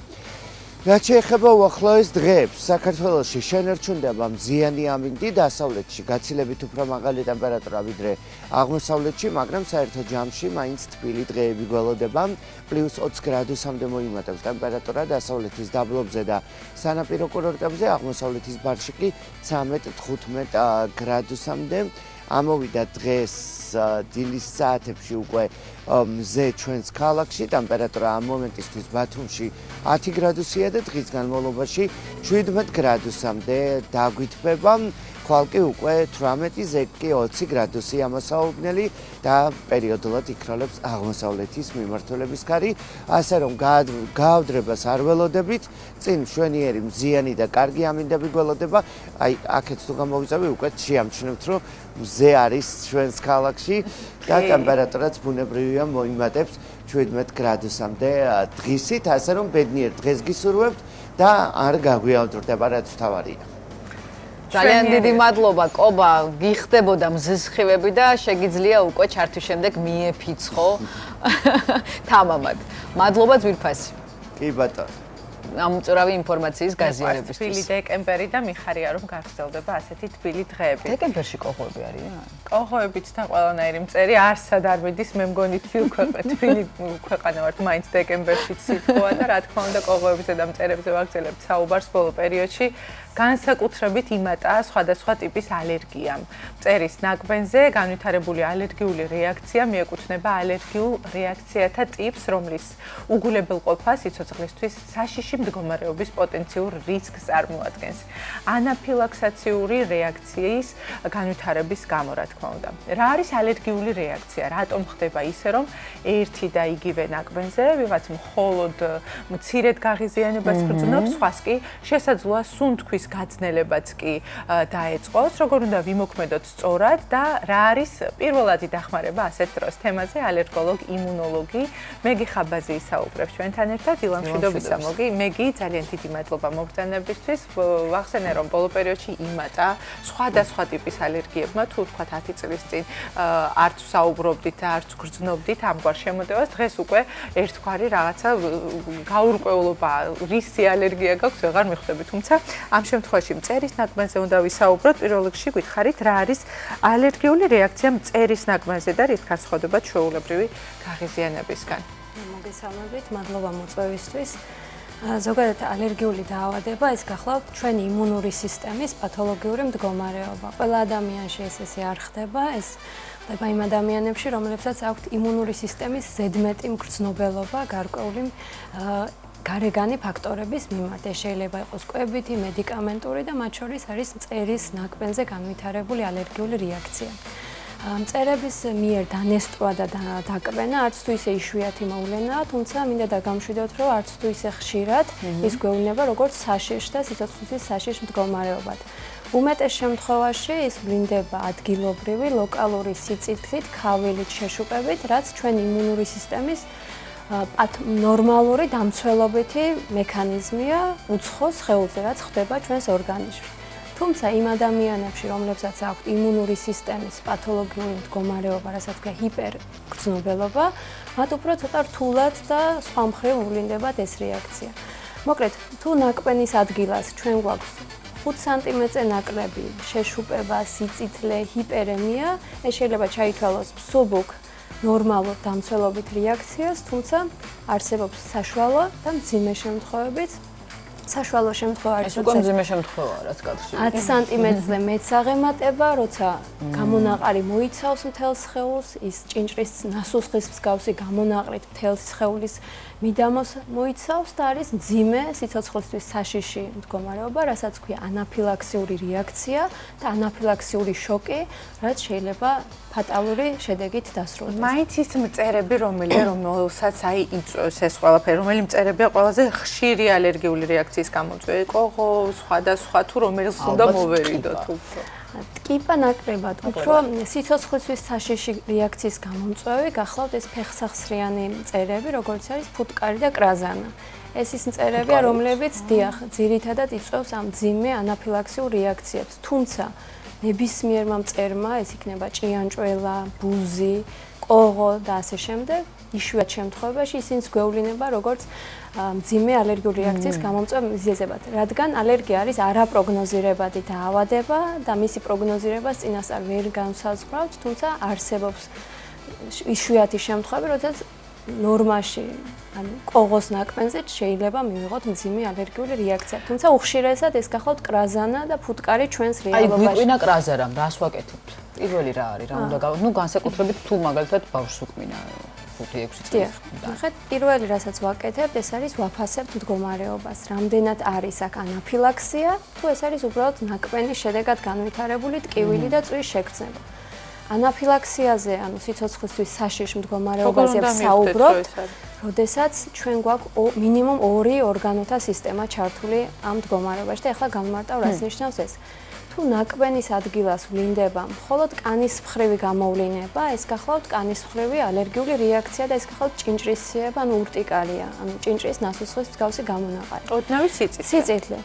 თუმცა თუ გამონაყარსთან ერთვის სასუნთქი სისტემის ჩართულობა, ანუ უკვე მეორე ორგანოთა სისტემა ჩაერთო, ეს გახლავთ სასუნთქი გზები. და პაციენტს განუვითარდა სუნთქვის გაძნელება, ქოშინი, შეტევით ხასიათის ხველა, ან კარდიოვასკულარული გამოვლინება, ისეთი გამოვლინება, როგორც წნევის უეცარი ვარდნა, გულისრევა, ღებინება, ანუ გასტროინტესტინალური გამოვლინება, ჩვენ უკვე ვიტყვით, რომ აქ უკვე გვაქვს სისტემური ალერგიული რეაქცია, როცა კანის მხრივ გამოვლინებას თან ერთვის რომელიმე ორგანოთა მინიმუმ 2 მაინც უნდა იყოს, რომ ჩვენ ვთქვათ, რომ აქ უკვე არის საშიში ალერგიული რეაქცია. ამ შემთხვევაში ბავშვები როგორ იტანენ და ბავშვებზე როგორ ვლინდება და როგორ ვთქვათ დასრული ადამიანის რეაქცია? იგივე მწერის ნაკბენზე, ვთქვათ 40 წლის ადამიანზე იგივე მწერის ნაკბენი როგორია და ჩვილზე. დიდი განსხვავება ჯანმრთელ ადამიანში არ არის ბავშვი იქნება თუ მოზარდი. განსხვავება არის ქრონიკული დაავადება, ვისაც აქვს, მაგალითად, თუ ბავშვს აქვს ასთმა, ან სხვა ქრონიკული გულსისხლთა სისტემის დაავადება, ასეთ ბავშვებში ან ასეთ მოზრდილებში უფრო ცოტა რთულად მიმდინარეობს. არ აქვს ასაკობრივი განსხვავება ალერგიული რეაქციის მანიფესტაციაში არ არის, თუმცა განსხვავება არის თანმხლები დაავადება თუ ერთვის ასეთ ბავშვს, ანუ ქრონიკული ასთმა, ქრონიკული სასუნთქი გზების სხვა დაავადებები, რინიტი, ატოპიური დერმატიტი, ან გულსისხლთა სისტემის დაავადებები, ეს შეიძლება მოგვევლინოს როგორც უფრო რთული გართულების. როგორ უნდა მოვიქცეთ? აი პირველი რას ვაკეთებ თუ ხედავთ რომ სუნთქვის გაძნელება აქვს და მწერის ნაკბენზე ცუდი რეაქცია? დიახ, ანუ როგორც აღვნიშნე, დიაგნოზი დამყარებულია სრულად კლინიკურ გამოვლინებაზე, იმიტომ რომ აქ ჩვენ დრო არ გვაქვს, ეს არის დაუყოვნებელი სწრაფი ტიპის რეაქცია, 5-დან 15 წუთში შეიძლება ფატალური შედეგი დადგეს, ამიტომ ჩვენ დრო არ გვაქვს, ამიტომ პირველადი რაც არის, უნდა შეფასდეს. არის აქ ეს სიცოცხლის საშიში მდგომარეობა თუ არა. მეორე არის სწორი პოზიციის შენარჩუნება, პაციენტი უნდა მოთავსდეს ჰორიზონტალურ მდგომარეობაში, ქვედა კიდურების წამოწევა, იმიტომ რომ ვიტალური, ანუ სასიცოცხლო ორგანოები, როგორც არის გული და ფილტვი, სისხლი მიეწოდოს, რადგან წნევის ვარდნა ამ შემთხვევაში ვაწვენთ ქვედა კიდურების წამოწევა და მეორე საფეხური, რაცაც ვაკეთებთ, ეს არის სიცოცხლის შემანარჩუნებელი მედიკამენტის ეპინეფრინის გამოყენება. თუ არ გვაქვს ეპინეფრინი ჩვენს დექსამეტაზონსაც იყენებენ. დექსამეტაზონი ვერაფრით ყოველთვის მაქვს, იმიტომ რომ ყოველთვის ვერ უშველს. დექსამეტაზონი ვერაფრით ვერ ჩაანაცვლებს ადრენალინს, იმიტომ რომ ადრენალინი არის მედიკამენტი, რომელიც მოქმედებს ყისიერად, სწრაფად. და და სისტემურად. დექსამეტაზონმა რომ მოქმედება დაიწყოს 30 წუთი მაინც ჭირდება, ამიტომ დექსამეტაზონი ეს არის ყველაზე გავრცელებული ცრუ შეხედულება სისტემური ალერგიული რეაქციის მართვაში და ვერაფრით ვერ ჩაანაცვლებს დექსამეტაზონი ადრენალის, ანუ ეპინეფრინს. დექსამეტაზონს რაც შეეხება, ეს ძალიან კარგი მედიკამენტია, ის გახლავთ გლუკოკორტიკოსტეროიდი, რასაც აქტიურად ვიყენებთ ჩვენ კლინიკურ პრაქტიკაში, თუმცა მას აქვს მისი ჩვენება. თუმცა, როდესაც გვაქვს სასუნთქი გზების ჩართულობა და წნევის ვარდნა, ამ შემთხვევაში დექსამეტაზონის შედეგი რო დადგეს, ჭირდება დრო და ამ შემთხვევაში ჩვენ დრო არ გვაქვს, ამიტომ ისიც მსმენია, რომ თუ ვთქვათ ნემსის გაკეთებას ვერ ახერხებს, შეგიძლია გატეხო და პირდაპირ თუმცა ეს არც ერთი ლიტერატურული წყარო ამას რეკომენდაციას არ იძლევა, არ ვიცი საიდან მოფიქრებულია ეს, თუმცა ბევრი აკეთებს. ასე მასწავლეს. თუმცა ჩვენ ექიმები, ჩვენ ვყნობით მტკიცებით მედიცინას, რაც კვლევებით და საფუძვლიანი წყაროებით გვაქვს დადასტურებული, თუმცა არსად კლინიკურ პრაქტიკაში ეს მსგავსი რეკომენდაცია კიდე წყალი, ანუ წყალს დაალევინებ, ჩამობან, ეს წყლის პირველადი დახმარება არის ასევე ადგილობრივი დამუშავება. ჩვენ ვისაუბრეთ ახლა სისტემური რეაქცია, ვთქვათ, ის ნაკბენის ადგილის, ვთქვათ. დიახ, ერთადერთი არის ფუტკარი, რომელიც ტოვებს ნესტარს ნაკბენის ადგილას და რაც უფრო მალე მოვაშორებთ ამ ნესტარს, ესეც ძალიან მნიშვნელოვანია. რა თქმა უნდა, ადგილობრივი დამუშავება, ჩამობანა, ცივი კომპრესიები, ცივი საფენები, რომ სისტემური რეაქცია არ მიიღოს ადგილობრივად და შემდეგ უკვე რეკავთ გადაუდებელი სამედიცინო დახმარება. ყველაფერს ვაკეთებთ, რომ პაციენტის სიცოცხლე შევინარჩუნოთ, სანამ სასწრაფო დახმარება მოვა, ჰაერის მიწოდება, სწორი პოზიციის შენარჩუნება და ასე შემდეგ. და ბოლოსკენ რო წავიდეთ, რჩევები როგორ მოვიქცეთ? ჯერ როგორ არ მოვიზიდოთ სუნამოებზე, სხვადასხვა მალამოებზე, ხომ არ ვიწევთ უფრო ეს მწერებს, რომ უფრო მივიზიდოთ და გვიკვინოს. ამ შემთხვევაში გითხარით როგორ მოვიქცეთ და უკვე რჩევები ბოლოს რო დავაგვირგვინოთ. დიახ, ანუ მნიშვნელოვანია, რა თქმა უნდა, პრევენციული ღონისძიებების მიღება, ბარიერული მეთოდები არსებობს, აი ბადეები ფანჯრებში, ან თუ ცხოვრობთ ისეთ გარემოში ბუნებასთან ახლოს, თუ გარემოში გვიწევს მუშაობა, ანუ სეირნობა ან რამე, დახურული ტანის სამოსი, თუ ალერგიულია პაციენტი, ან ზაფხსუნებს უნდა მოვერიდოთ. არსებობს ასევე მწერების საწინააღმდეგო სპრეები, რეპელენტების სახელით არის ცნობილი, რომელიც ანუ ისე თუ ასე მაინც პრევენციულ ღონისძიებას მიეკუთვნება და მაინც უნდა მივიღოთ ჩვენ ყველანაირი ღონისძიება და გამოვიყენოთ მსგავსი მეთოდები, რომ თავიდან ავირიდოთ მსგავსი ტიპის რეაქციები. და მინდა ვურჩიო პაციენტებს, იმ პაციენტებს, რომლებსაც უკვე ჰქონდათ მძიმე ალერგიული რეაქცია, ანუ კრაზანაზე, ან ნებისმიერ მწერზე, აუცილებლად უნდა მიმართონ ალერგოლოგიურ განყოფილებებს, რადგან მოხდეს დიაგნოსტირება, სწორი პრევენციული ღონისძიებების გატარება, რადგან თუ მსგავსი ტიპის რეაქცია კიდევ მოხდა ამ მწერის მიერ კბენა, ეს რეაქცია ბევრად უფრო ძლიერი და სიცოცხლის საშიში იქნება, ამიტომ აუცილებელია პრევენციული ღონისძიებების გატარება. ალერგოლოგ, იმუნოლოგი მეგი ხაბაზი საუბრობდა, ჩვენს ეთერში კი რადიოს დროა, შევხმიანოთ ილოს და თეონას. დილომშვიდობის.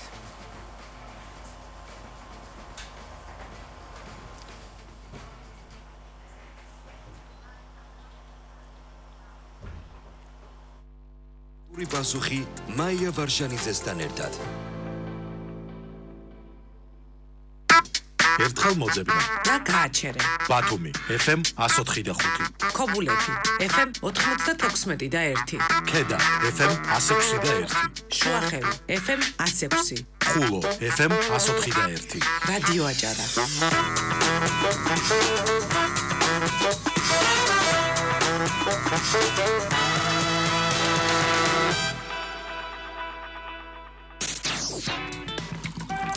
დილის რადიო სტუმარი.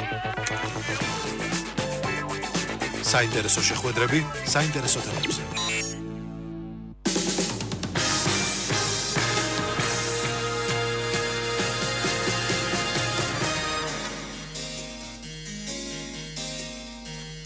დილომშვიდობისა, კიდევ ერთხელ მივესალმებით რადიო მსმენელს და დღეს პირველად ტელემაყურებელს წარმატებებს გისურვებთ ყველას.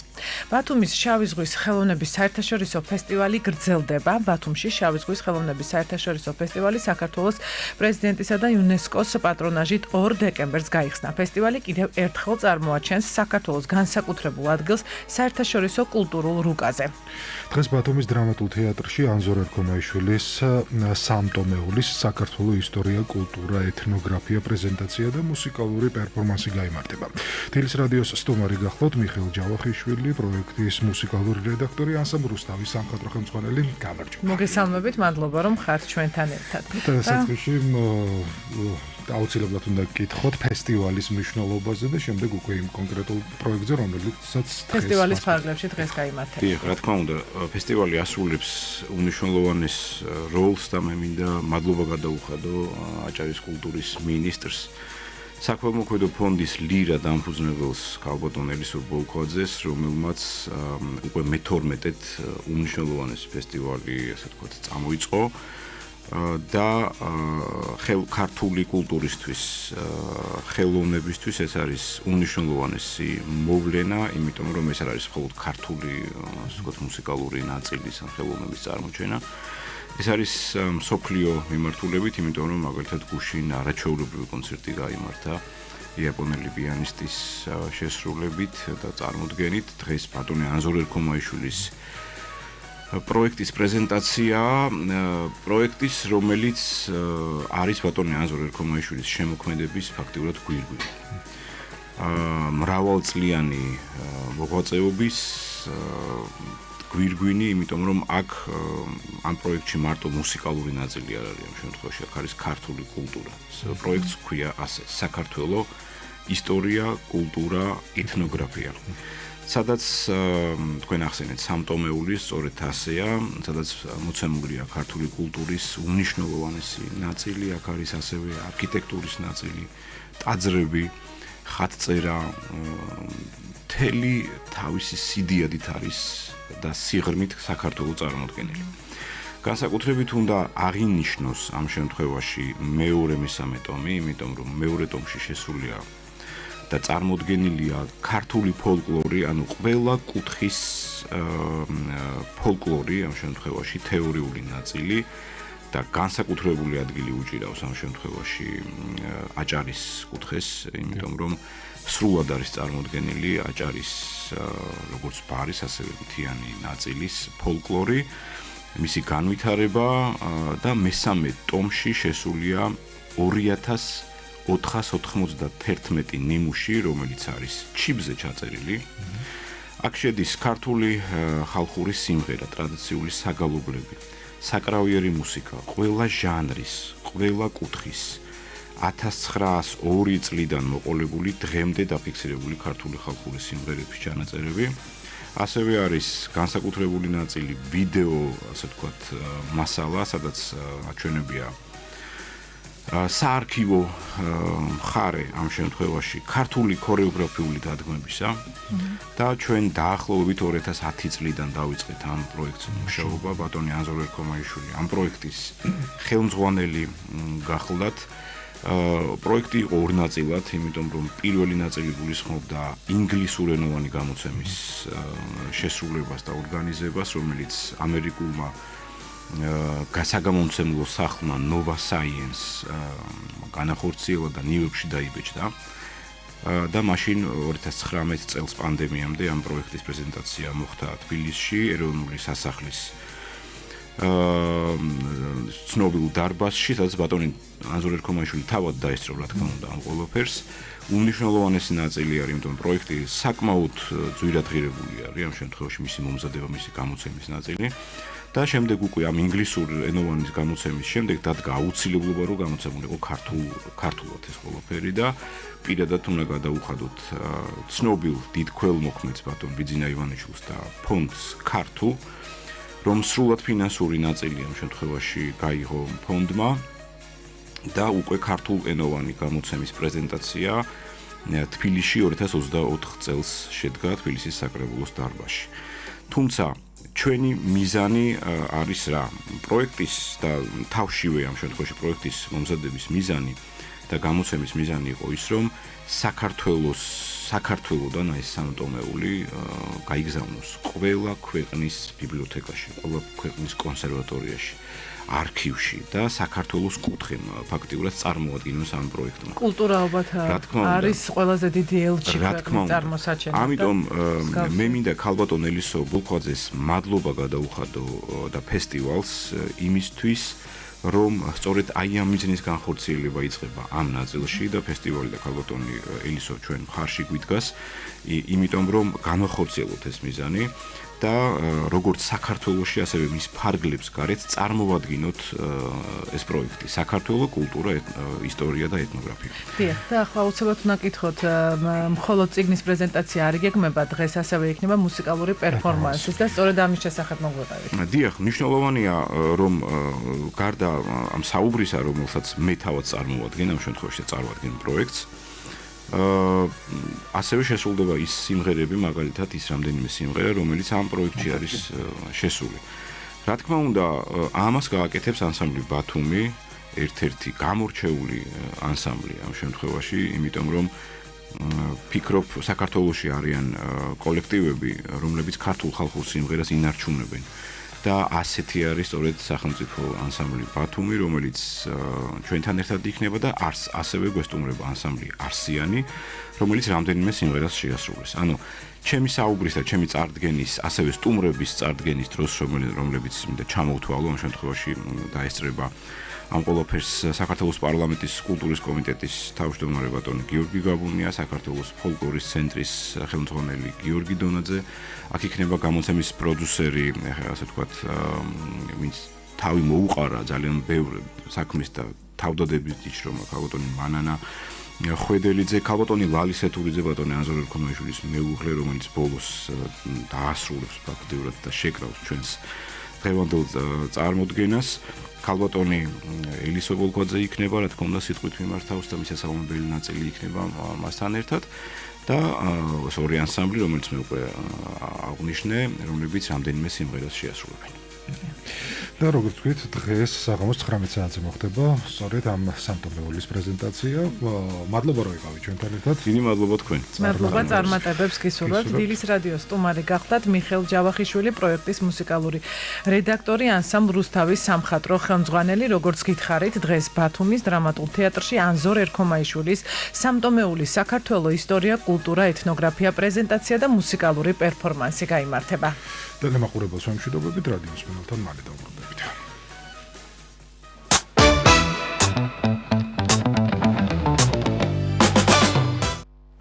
კლასიკური მუსიკის მოყვარულებს ბოლო პერიოდში განსაკუთრებული ფუფუნება გვაქვს ბათუმში, არაერთი კონცერტი იმართება და არაერთი ფესტივალი, ასე რომ სწორედ ის დღეებია, როცა არ უნდა გამოტოვოთ ეს კონცერტები და დაესწროთ და საღამო გაატაროთ ბედნიერ და მშვიდ გარემოში. სხვა მიმართულებითაც გვაქვს წარმატებები. რა თქმა უნდა, ბევრი მიმართულებით გვაქვს წარმატებები. ამ შემთხვევაში სიუჟეტზე გადავალთ საქართველოში ლაზური ფელუკის ერთადერთ ოსტატს მირიან ნუმანიშვილს იუნესკოს მიერ აღიარებული ცოცხალი საუნჯის სტატუსი მიენიჭა. ტიტული, რომელსაც საქართველოში ყველაზე გამორჩეული ტრადიციების მცველებს ანიჭებენ. ლაზური ნავის შენების ტექნიკა. დღეს მხოლოდ მირიან ნუმანიშვილმა იცის. მოდით ვნახოთ ანა გოგიდიძის სიუჟეტი და ფელუკის უკანასკნელ ოსტატზე ვისაუბრებთ.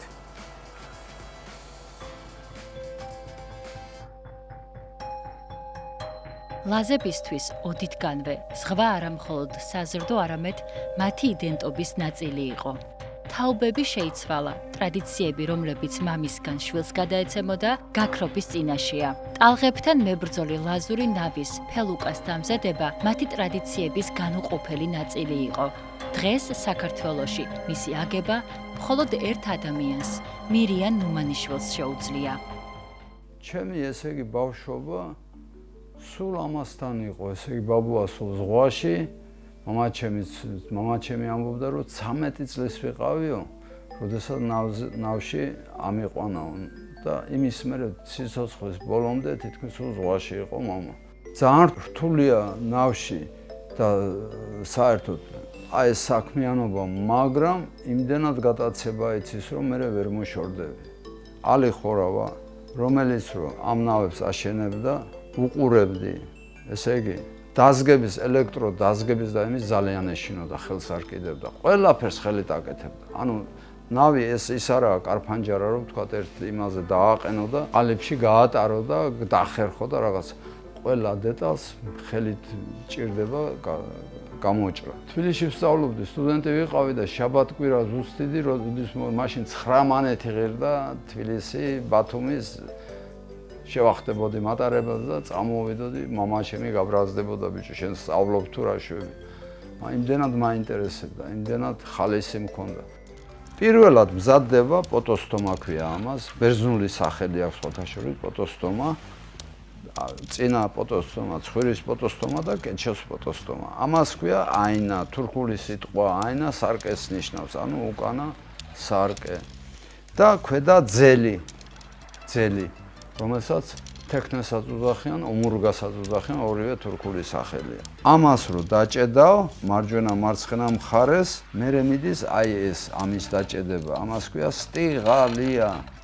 ერთი აგერ ეჭედება, ასე და მეორე ეჭედება აი ასეთნაირად. რომ ეს გაძლევს უკვე ნავის გემბანის სიმაღლეს რა. აი ჩვენთან აწყობენ ასე, მაგრამ ჩtildeოეთის ქვეყნები რომელიცაა, ისინი აკეთებენ უკუღმა რა. ანუ მაგენს აქვენ წინასწარ გამოჭრილი ეს შაბლონები, ასე დააწყობენ და ჭედავენ და მიდიან და ჩვენთან პირიქითა. ესე იგი ნიჩბებიც აგერ აღნიშნა ასე იყო, პირველი ნიჩაბი, მეორე ნიჩაბი, მესამე წყვილი. ხო და სამი კაცი რომ მოკაჭავს ამ ნავს, გამიქრის იმ ტყვიასავით რა. ჩემთვის ეს მაგალითად ეს ჯილდო მოულოდნელი იყო. ცოცხალი საუნჯე არის, მაგრამ ამ საქმეს გაგრძელება ჭირდება. მე რა თმინდა სიტყვაზე, როგორ არ მინდა სასიამოვნა, ძალიან დიდი ისა ხალისი აქვს ამას ყველაფერს, მაგრამ თუ ეს საქმე მოკვდა, მაშინ ამას აზრი არ აქვს. ზღვაში შესვლა ხშირად მასთან ბრძოლას ნიშნავს, მაგრამ ლაზური ფელუკა მისი აგებულებით, სიმსუბუქითა და გამძლეობით დიდ ტალღებსაც თამამად უმკლავდება. მირიან ნუმანიშვილმა მოახერხა და აღადგინა ლაზური ნავი, რომელსაც დღეს მეთევზეები ნებისმიერ ამინდში თამამად იყენებენ. ტელძირიანი ნავი არა. არის მდინარის ტბების ტელძირა ნავები, მაგრამ ეს ტელძირა ნავად არ ითვლება რა. ამას თუ დააკვირდებით, აგერ კეჩო წამოწეული აქვს და ცხვირით წამოწეული აქვს. ჩვენ მაგალითად ლაზები წაბლს ვერცხლის ხეს ვუძახით. წაბლის ხისგან სახლები შემდებოდა და ნავები კეთდებოდა და იმიტომ რომ ჩვენთან სინესტეროა, სინესტე აფუჭებს და წაბლი უძლებს. მერე წაბლი მაგალითად აი მუხა რო ვთქვათ, ხო? მუხისგანაც შეიძლება, მაგრამ მუხა მძიმეა, მძიმეხეა წაბთან შედარებით. აი ნავს ეს აფუჭებს მზე, ხარი, წყალში რამე არ მოზლის. ეს წყალში რო იყოს 24 საათი არაფერი არ მოუვა, მაგრამ აი გარეთ რო არის, ის დატვირთული როა, ეს არავითარ შემთხვევაში. ბაბუა გამორიცხული იყო ნაპირზე, მარტო ჩვილ ბავშვს ჩააჟენდა. ნაპირზე, ნავის ჩასვლის დროს. ერთი კაი კაცი ყოფილიყავი და ერთი ნავზე ფეხი შეგებიჯა. ნავის ადგილი ზღვაშია. არის ისეთი აი ხელოვნურად შექმნილი ბარიერები, რომელიც ძალიან ხელს უშლის. მარტო სარფი და გონიო კი არა, მთელი სანაპირო დაწყებული, მთელი განმუხურამდე ყველა ზღვისპირა მაცხოვრებელი მეთევზეა და უყვარს ეს საქმე. ლაზები ვამბობთ, რომ აი რომ თარგმნო, ენაო ფოთოლი გამიხსაო რა. მე სულ რაც რო თავი მახსოვს, სულ ამაზე ვლაპარაკობ და ვსაუბრობ, რომ ამ ტრადიციის, ამ კულტურის დაკარგვა არ შეიძლება. ახალგაზრდა თაობებს უნდა გადაეცეს, მაგრამ თუ სახელმწიფომ, ხელისუფლებამ ამაში არ ჩაერია და ცოტა კაცი თუ ცდილობს ხეზე ასვლას, ცოტა უნდა წაბიძგო რომ ადვილად ავიდეს. მირიან ნუმანიშვილის ხელები საუკუნეების გამოცდილებას ინახავს. ის ცოცხალი საუნჯეა, მცველი, რომლის წყალობითაც ლაზური ფელუკა გადარჩა.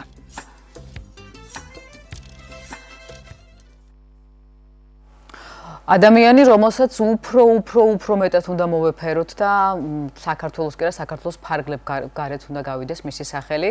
მირიან ნუმანიშვილი ყველამ ვიცოდეთ, რომელმაც გადაარჩინა ეს არაჩვეულებრივი ხელსაქმე, ლაზური ნავის შენება, ტექნიკა და შეიძლება ჩაითვალოს, რომ ეს არის უკანასკნელი ოსტატი, რომელმაც იცის მთელი საიდუმლოებები ლაზური ნავის. ძალიან დიდი მადლობა და გილოცავთ ბატონო მირიან, დიდხანს იყავით ჩვენთან ერთად და მრავალი ადამიანისთვის და მოსწავლისთვის გაგეზიარებინოთ თქვენი ცოდნა. ჩვენ კიდევ ვაგრძელებთ გადაცემას და ზუსტად სტუდენტების ინიციატივაზე უნდა ვისაუბროთ, რომელიც გლობალურ მიზნებს ემსახურება, საკმაოდ დიდი განაცხადია და ამ ყველაფერში ახლა ანა, ჩვენი კოლეგა ანა ჟოჟეძე გაგვარკვევს. ანა, დილამშვიდობის მოგესალმებით.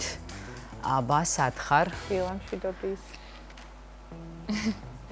დილამშვიდობისა, სალომე მარია, მოგესალმებით. მივესალმები დილის ტალღის ერთგულ მაყურებელს და რა თქმა უნდა, დილიდან ენერგიულ და პოზიტიურ დღეს გისურვებთ. დღეს გიერთდებით ბათუმის ნავიგაციის უნივერსიტეტიდან და საინტერესო სიახლით გიერთდებით, რადგან 3 და 4 დეკემბერს სტუდენტური თვითმმართველობის ინიციატივით სტუდენტური ფესტივალი ტარდება, რაც გულისხმობს იმას, რომ ბათუმის ნავიგაციის უნივერსიტეტის სტუდენტები და ასევე რეგიონის ყველა უნივერსიტეტის ახალგაზრდები ერთიანდებიან ერთი მიზნის ქვეშ მდგრადი მიზნების განვითარების ირგვლივ და ამაზე უფრო ვრცლად ვისაუბრებთ უკვე ჩვენს სტუმრებთან ერთად. გიორგი ხოხობერიძე, გიორგი გაბედავა და საბამ ჟავია არიან დილიდან ჩვენთან ერთად და ვისაუბრებთ ამ ორდღიანი ფესტივალის შესახებ. დილამშვიდობისა, გიორგი, თქვენით დავიწყებ.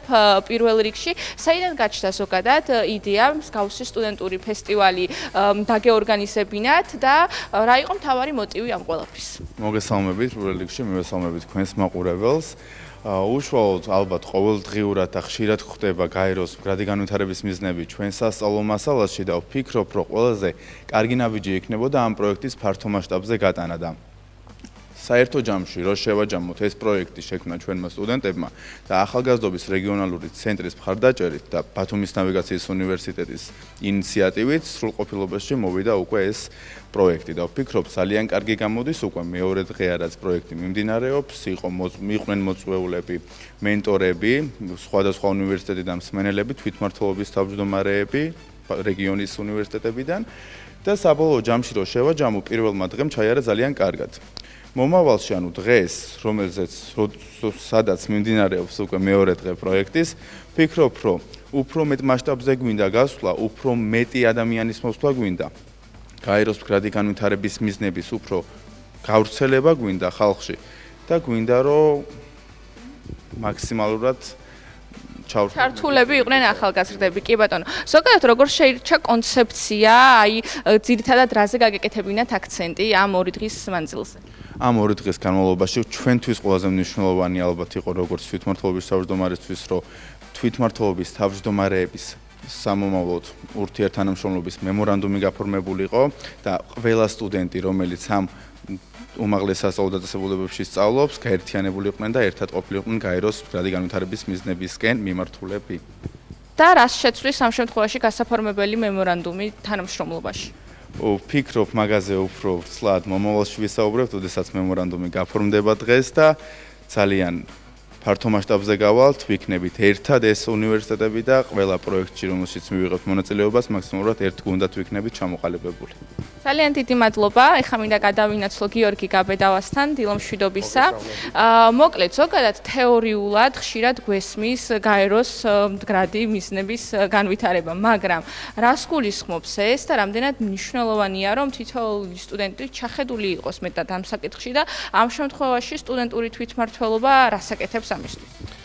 ხო, პირველ რიგში მინდა აღვნიშნო, რომ თვითონ გაეროს მდგრადი განვითარების მიზნები ესაა გლობალური დღის წესრიგი, რომელიც გაერთიანებული ერების ორგანიზაციის მიერ 2015 წელს იქნა დაწესებული და 15 წლიანი ესე შესრულების პერიოდი აქვს და 2030 წლისთვის წევრმა სახელმწიფოებმა უნდა მიიღონ შეასრულონ ეს დღის წესრიგი. ჩვენ როგორც საგანმანათლებლო დაწესებულება ვცდილობთ ყოველთვის რომ ახალგაზრდებში ცნობიერება გავზარდოთ ამ მიზნების მიმართულებით, რათა უფრო აუმაღლოთ სოციალური პასუხისმგებლობა და მთავარი ახალგაზრდებს დავაჯეროთ ის, რომ ისინი მათ აქვთ ძალა პოტენციალურად შეცვალონ მომავალი და გაუჩნდეთ რწმენა, რომ ჩვენ როგორც ინსტიტუცია მათ გვერდით ვართ და მხარს ვუჭერთ ამ მიზნების შესრულებაში და მოგეხსენებათ მიზნების შესრულებას დიდი რესურსი ჭირდება, როგორც მატერიალური, ფინანსური, ინფრასტრუქტურული, თუმცა სტუდენტების დონეზე ხელშესახების შედეგი იქნება ის, რომ ცნობიერება ექნებათ ამაღლებული და სულ მცირე იზრუნებენ ერთმანეთის კეთილდღეობაზე, არაჩაგვრა, ხარისხიანი განათლების მიღებაზე, გენდერზე და ესე შემდეგ. ზოგადად ამ 17 მიზანში სხვა და საზღვაო სფერო პრიორიტეტში ამ შემთხვევაში. თქვენ რაზე აკეთებთ აქცენტს ამ შემთხვევაში იმისთვის რომ სტუდენტები, არ ვიცი, მეტად გაცნობიერებული იყვნენ, უფრო გაიღვიძოს მათში ინტერესმა და რა თქმა უნდა გამყარდეს მათი ცოდნაც ამ მიმართულებით. ჩვენ როგორც დაწესებულება, როგორც განათლების მიმწოდებელი აქცენტს ვაკეთებთ ხარისხიან განათლებაზე, ქალების ჩართულობაზე სფერ დარგში, იმიტომ რომ მცირეა ქალთა ჩართულობა საზღვაო სექტორში და ასევე ეკოლოგიაზე, ბუნების დაცვაზე და შესაბამისად ჩვენ საგანმანათლებლო პროგრამებში გვაქვს სპეციფიკური კურსები, რომლებიც ამ თითოეული მიზნიდან ითვალისწინებს რაღაც აქცენტებს და სპეციალური კურსი, რომელიც ახლა არჩევით ბლოკში გვაქვს დამატებული, ეს არის სოციალური კორპორატიული პასუხისმგებლობა, რომელიც ეხმიანება მიზნების შესრულებას და ცნობიერების ამაღლებას ახალგაზრდებში. და თქვენ როგორც მომხსენებელი, ასევე ერთ-ერთი მინდა რომ შეაჯამოთ გუშინდელი დღე, როგორი იყო უკავშირი და რამდენად აქტიური იყო ზოგადად სტუდენტების ჩართულობა და ელოდით თუ არა მსგავს შედეგს. აი გუშინდელი დღე რო შევარჯამოთ, საკმაოდ დატვირთული დღე იყო დღის წესრიგის მიხედვით, ყავდა ბევრი მომხსენებელი, რომლებმაც ისაუბრენ როგორც გაეროს მდგრადი განვითარების მიზნებზე, ასევე სპეციფიკურ ჭრილში, როგორ ეხმიანება სხვადასხვა დარგს ეს მიზნები. აუდიტორია მოგეხსენებათ იყო რეგიონის სხვადასხვა უმაღლესი სასწავლო დაწესებულებებიდან სტუდენტები, საკმაოდ აქტიურები იყვნენ, ჩართულები და იგრძნობოდა, რომ ინტერესი აქვთ და რა ვიცი, ვიმედოვნებთ, რომ ამ ორი დღის ფორუმის დასრულების შემდეგ გვექნება ხელშესახების შედეგები, რომლებსაც უკვე სტუდენტებთან ერთად დავგეგმავთ და განვახორციელებთ პრაქტიკაში. და უშუალოდ დღეს უკვე რა ელოდება აქ მოსულ სტუმრებს? დღეს უკვე შედარებით ესე ვიტყვი მარტივი დღეა, უფრო გასართობი სტუდენტებისთვის აქვთ კონკურსები, შეჯიბრებები, იქნება დაჯილდოებები, თუმცა რამოდენიმე მოხსენებაც იგეგმება ჰაკათონი თუ და ვფიქრობ დღეს უფრო სახალისოა სტუდენტებისთვის ეს დღე. სახალისო და საინტერესო, ნამდვილად მადლობას გიხდით და წარმატებებს გისურვებთ. ეხლა მინდა გაგაცნოთ საბა მჟავია, სტუდენტური თვითმმართველობის წევრი. საბა, საინტერესოა უშუალოდ შენ რა აქტივობაში ხარ ჩართული და რა როლი გაქვს ამ ყველაფერში? მოგესალმებით პირველ რიგში.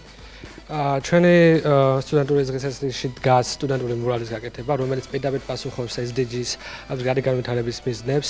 სწორედ ამიტომ გვინდა რომ ჩვენ კედელზე გამოვსახოთ ვიზუალური სახით, თუ რას ფიქრობს მომავალი თაობა და ჩვენი თაობა 2030 წლისკენ მიმავალი ჩვენი საყაროსკენ. სწორედ ამიტომ ჩვენ გადავწყვეტეთ რომ ჩავატაროთ ესეთი კონკურსი, რომელიც გუშინ დავაანონსე და ამის პრეზენტაციაც უკვე გავაკეთეთ. ამის დახმარებით გვინდა ვაჩვენოთ თუ როგორ ხედავთ ჩვენ რეალურად სამყაროს და როგორ გვინდა რომ ის იყოს მომავალში. სტუდენტური მურალი გვეხმარება იმაში, რომ დავინახოთ რეალურად რას ხედავს სტუდენტები და რას ხედავს ჩვენი თაობა. და ამაში იქნება სხვადასხვა სტუდენტები ჩართული, არა მარტო ჩვენი უნივერსიტეტების, არამედ სხვა უნივერსიტეტებიდან და ეს იქნება უშუალოდ ჩვენი უნივერსიტეტების და სხვა უნივერსიტეტების დაკავშირება და ამეთი დიდი მთლიანი მნიშვნელოვანი თემის გაერთიანება ირგვლივ. შენი აზრიც მაინტერესებს, შენი დაკვირვებით, ამ შემთხვევაში შენი თანატოლების რეაქცია როგორია, ჩართულობა როგორია, რა არის ის კონკრეტული აქტივობები, რომლებიც მაგალითად განსაკუთრებით იწვევს მათ ინტერესს? ჩემთან გასახარად მინდა ვთქვა, რომ ჩვენი თაობა არის ის თაობა, რომელსაც უყვარს თავიანთი ბუნება და უვლიან მას. არის გამონაკლისები, თუმცა ამაზე საუბარს არ დავიწყებ. არის ისეთი ფაქტები, მაგალითად საზღვაო ზოლის დასუფთავების დღე, როდესაც ჩვენი სტუდენტების უმეტესობა გავდივართ და ვასუფთავებთ იმ დღეს და სწორედ ეს არის, რასაც ვაკეთებთ. კიდევ ბევრი რამ ხდება ჩვენს უნივერსიტეტში და ამას ჩვენი უნივერსიტეტი ყოველთვის ხელს უწყობს. და ხო, ეს არის ეს. ძალიან დიდი მადლობა და მე წარმატებებს გისურვებთ. დარწმუნებული ვარ, რომ დღევანდელი დღე გუშინდელზე უფრო საინტერესო და პროდუქტიული იქნება. მოკლედ, ისევ საუბრობდით ბათუმის ნავიგაციის უნივერსიტეტის სტუდენტური თვითმმართველობის ინიციატივაზე. ძალიან საინტერესო სტუდენტური ფესტივალი იმართება ეხა 2 დღის მანძილზე, გუშინ და დღეს. ასე რომ ვფიქრობ, მეტი ესეთი ინიციატივა უნდა იყოს ჩვენს ქალაქში. სალომე მარია, მე ამით დაგემშვიდობებით. ყველას ენერგიულ და ბედნიერ დღეს გისურვებთ. მით უმეტეს რომ ზღვასთან გვაქვს და უამრავ გემთან, კაპიტანთან გვაქვს კავშირი. ძალიან დიდი მადლობა ანა შენ ამომწურავი ინფორმაციისთვის და აი ამ ყველაფრის გაზიარებისთვის. გემშვიდობებით ხვალამდე ჩვენ კი ვაგრძელებთ ბუნებრივია გადაცემას და როგორ ვაგრძელებთ? შესრულდა 10 საათი?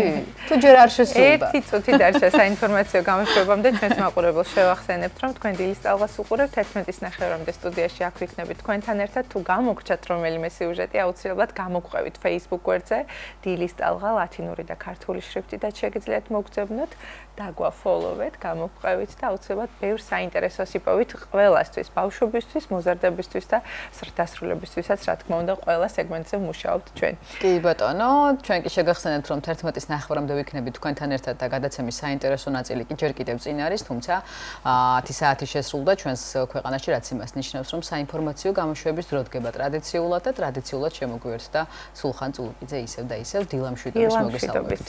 კიდევ ერთხელ მოგესალმებით, მეგობრებო, მოგესალმებით ყველას, ვინც ახლა შემოგვიერთთ და ერთად გავიგოთ ახალი ამბები.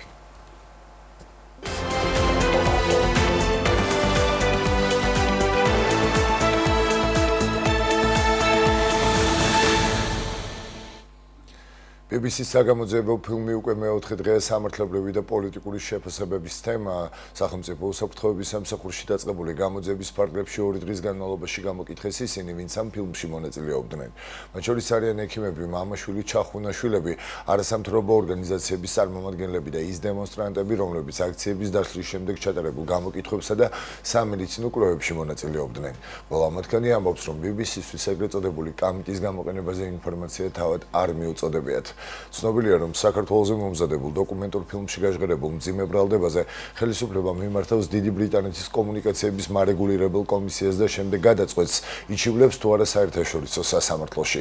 იყო თუ არა 2024 წლის ნოემბერი-დეკემბრის აქციების დროს დემონსტრანტების დასაშლელად გამოყენებულ წყლის ჭავში ქიმიური ნივთიერება გარეული, რა ნივთიერებაზე საუბარი და ფლობს თუ არა ქვეყანა იმ ქიმიურ ნივთიერებებს, რომლებიც BBC-ის საგამოძიებო ჯგუფის მიერ ნახსენები კოდის ქვეშ იგულისხმება. აკრძალული ნივთიერების შეძენა გამოყენებისას კატეგორიულად უარყოფს ხელისუფლება. ოპოზიციის ნაწილი კი საერთაშორისო გამოძიების დაწყებას ითხოვს. ცელობა იმისა, რომ რამე დამადასტურებელი ინფორმაცია წამოწიონ და ვერც წამოწევენ ამას რასაკვირველია, ესეთი მიზანი მათ არ ქონიათ აჩვენებენ ლაბორატორიული კვლევების სიუჟეტს, რომელიც რასაკვირველია არ ჩატარებულა, აჩვენებენ ადამიანებს, ვისაც რემდენა აქვს, მაშინ როცა გაზიც იყო გამოყენებული და წიწაკის სპრეიც იყო გამოყენებული და წყლისგან მოწამვლა წარმოიდგინეთ ციანიდით არის ის თემა, რომელიც იმ წუთში ვერ შეამჩნიეს. არსად არ იყო ესეთი კლინიკა დაფიქსირებული და 1 წლის მერე შაიშ მელაშვილს მოაფიქრა თვითონ ამ ოპერაციების ავტორს და ორგანიზატორს მოაფიქრა, რომ იქნება ეს იყოს სწორედად ციანიდის გამოყენება საკუთარი ხალხის მიმართ. ბრალდება იმდენად უტიფარია, რომ შეშფოთებას იწვევს, რა დგას ამის უკან, რა მიზანს ემსახურება, ხომ არ არის მიზანი ისევ კვლავ იგივე, რომ როგორმე ხალხის აღშფოთება გამოიწვიოს, რომ ქუჩაში გამოვიდნენ და ამ სისხლის ზღვრით და რევოლუციით მოაწყონ გადატრიალება საქართველოში. ბოლოდროინდელი მონაცემები, რომ ქართულმა ოცნებამ გასულ წელს მშვიდობიანი მომიტინგეების წინააღმდეგ ქიმიური იარაღი გამოიყენა, ძალიან შემაშფოთებელია. ამის შესახებ აღნიშნულია ამერიკის შეერთებული შტატების ჰელსინკის კომისიის განცხადებაში. დოკუმენტში აღნიშნულია, რომ ამ ქიმიურ თავდასხმებმა დაზარალებულებს დამწვრობა და ჯანმრთელობის ხანგრძლივი გართულებები დაუტოვა, რაც არღვევს ადამიანის უფლებების დაცვის ვალდებულებების, რომლის შესრულებაც საქართველოს ხელისუფლებას ევალება. კონგრესმენები ამერიკის შეერთებული შტატების მთავრობას მოუწოდებენ გადაამოწმონ და პასუხისმგებელ პირებს სანქციები დაუწესონ. აი რაღაცა მძაფრისული, რომელიც ძლიერი საქართველოს ლელოდე პარლამენტის თავმჯდომარე შალვა პაპუაშვილის განცხადებით პასუხობს, როგორც განცხადებაში აღნიშნული კოალიცია კიდევ ერთხელ განმარტავს, რომ ალეკო ელისაშვილი არ არის ლელოს წევრი და ასევე პარტია მოქალაქეები, რომელსაც ელისაშვილი წარმოადგენს, არ არის ალდეს წევრი პარტია. გუშინ საქართველოს პარლამენტის თავმჯდომარემ განაცხადა, რომ თუ ალეკო ელისაშვილს არ გარიცხავენ, ორშაბათიდან მოქალაქეები ძლიერი საქართველოს და ალდე ოფიციალურად გახდებიან ტერორისტის მფარველი ორგანიზაციები. ადამიანი, რომელმაც აღიარა ტერორისტული აქტის ჩადენა. მას საკუთარი პარტია არ ემიჯნება, ან პარტია მოქალაქეები, ესე იგი ეს პარტია არის ტერორისტის მფარველი პარტია. მეორე, თუ კი მას არ ემიჯნება მისი კოალიციური პარტნიორი იმ გუნდის ის გუნდი, რომელშიც ის დღემდე ირიცხება, ესე იგი ესეც არის ტერორისტის მფარველი. და თუ კი მას არ ემიჯნება ის პოლიტიკური გაერთიანება, რომლის წევრიც არის ეს პარტია და გაერთიანება კოალიცია, ესე იგი ისინიც არიან ტერორიზმის მფარველები. მე პირადად აი დღეს არის ოთხშაბათი, ხომ? დაველოდებით ხუთშაბათი, პარასკევი, ეს კვირა კიდე მე მგონი დრო აქვთ. ორშაბათამდე არ იქნება გამიჯვნა, გარიცხვა. ორშაბათიდან როგორც მოქალაქეები, ისე ძლიერი საქართველოს გაერთიანება, ისე ALDE ჩემს რიტორიკაში მოხსენებული იქნებიან როგორც ტერორისტის მფარველები. შეზღუდული შესაძლებლობის მქონე პირთა საერთაშორისო დღესთან დაკავშირებით განათლების მინისტრის მოადგილე სკოლებში ინკლუზიური განათლების მიმართულებით მოსწავლეთა აქტივობებს გაეცნო.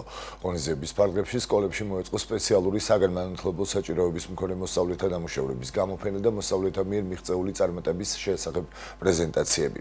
აღინიშნა, რომ სამინისტროს ერთ-ერთ მთავარი პრიორიტეტს წარმოადგენს ინკლუზიური განათლების სფეროში მოქმედი პროგრამების გაუმჯობესება და გაფართოება.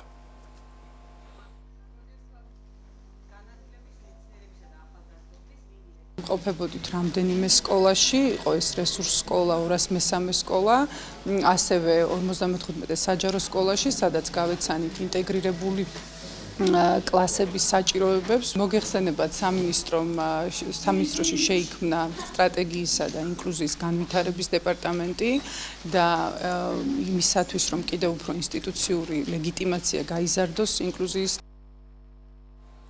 საინფორმაციო შემეცნებითი ტრენინგები ახალგაზრდების გარემოს დაცვითი ცნობიერების, ამაღლებისა და პრაქტიკული უნარების ჩამოყალიბების მიზნით. პროგრამა, რომელშიც 100 მოსწავლე იყო ჩართული, მოიცავდა გარემოს დაცვით თემებზე ლექციებს, პრაქტიკულ სამუშაოებს, ჩანახატების, პოსტერების შექმნას და ჯგუფურ დავალებებს. ტრენინგის დასრულების შემდეგ მოსწავლეებს სერტიფიკატები გადაეცათ.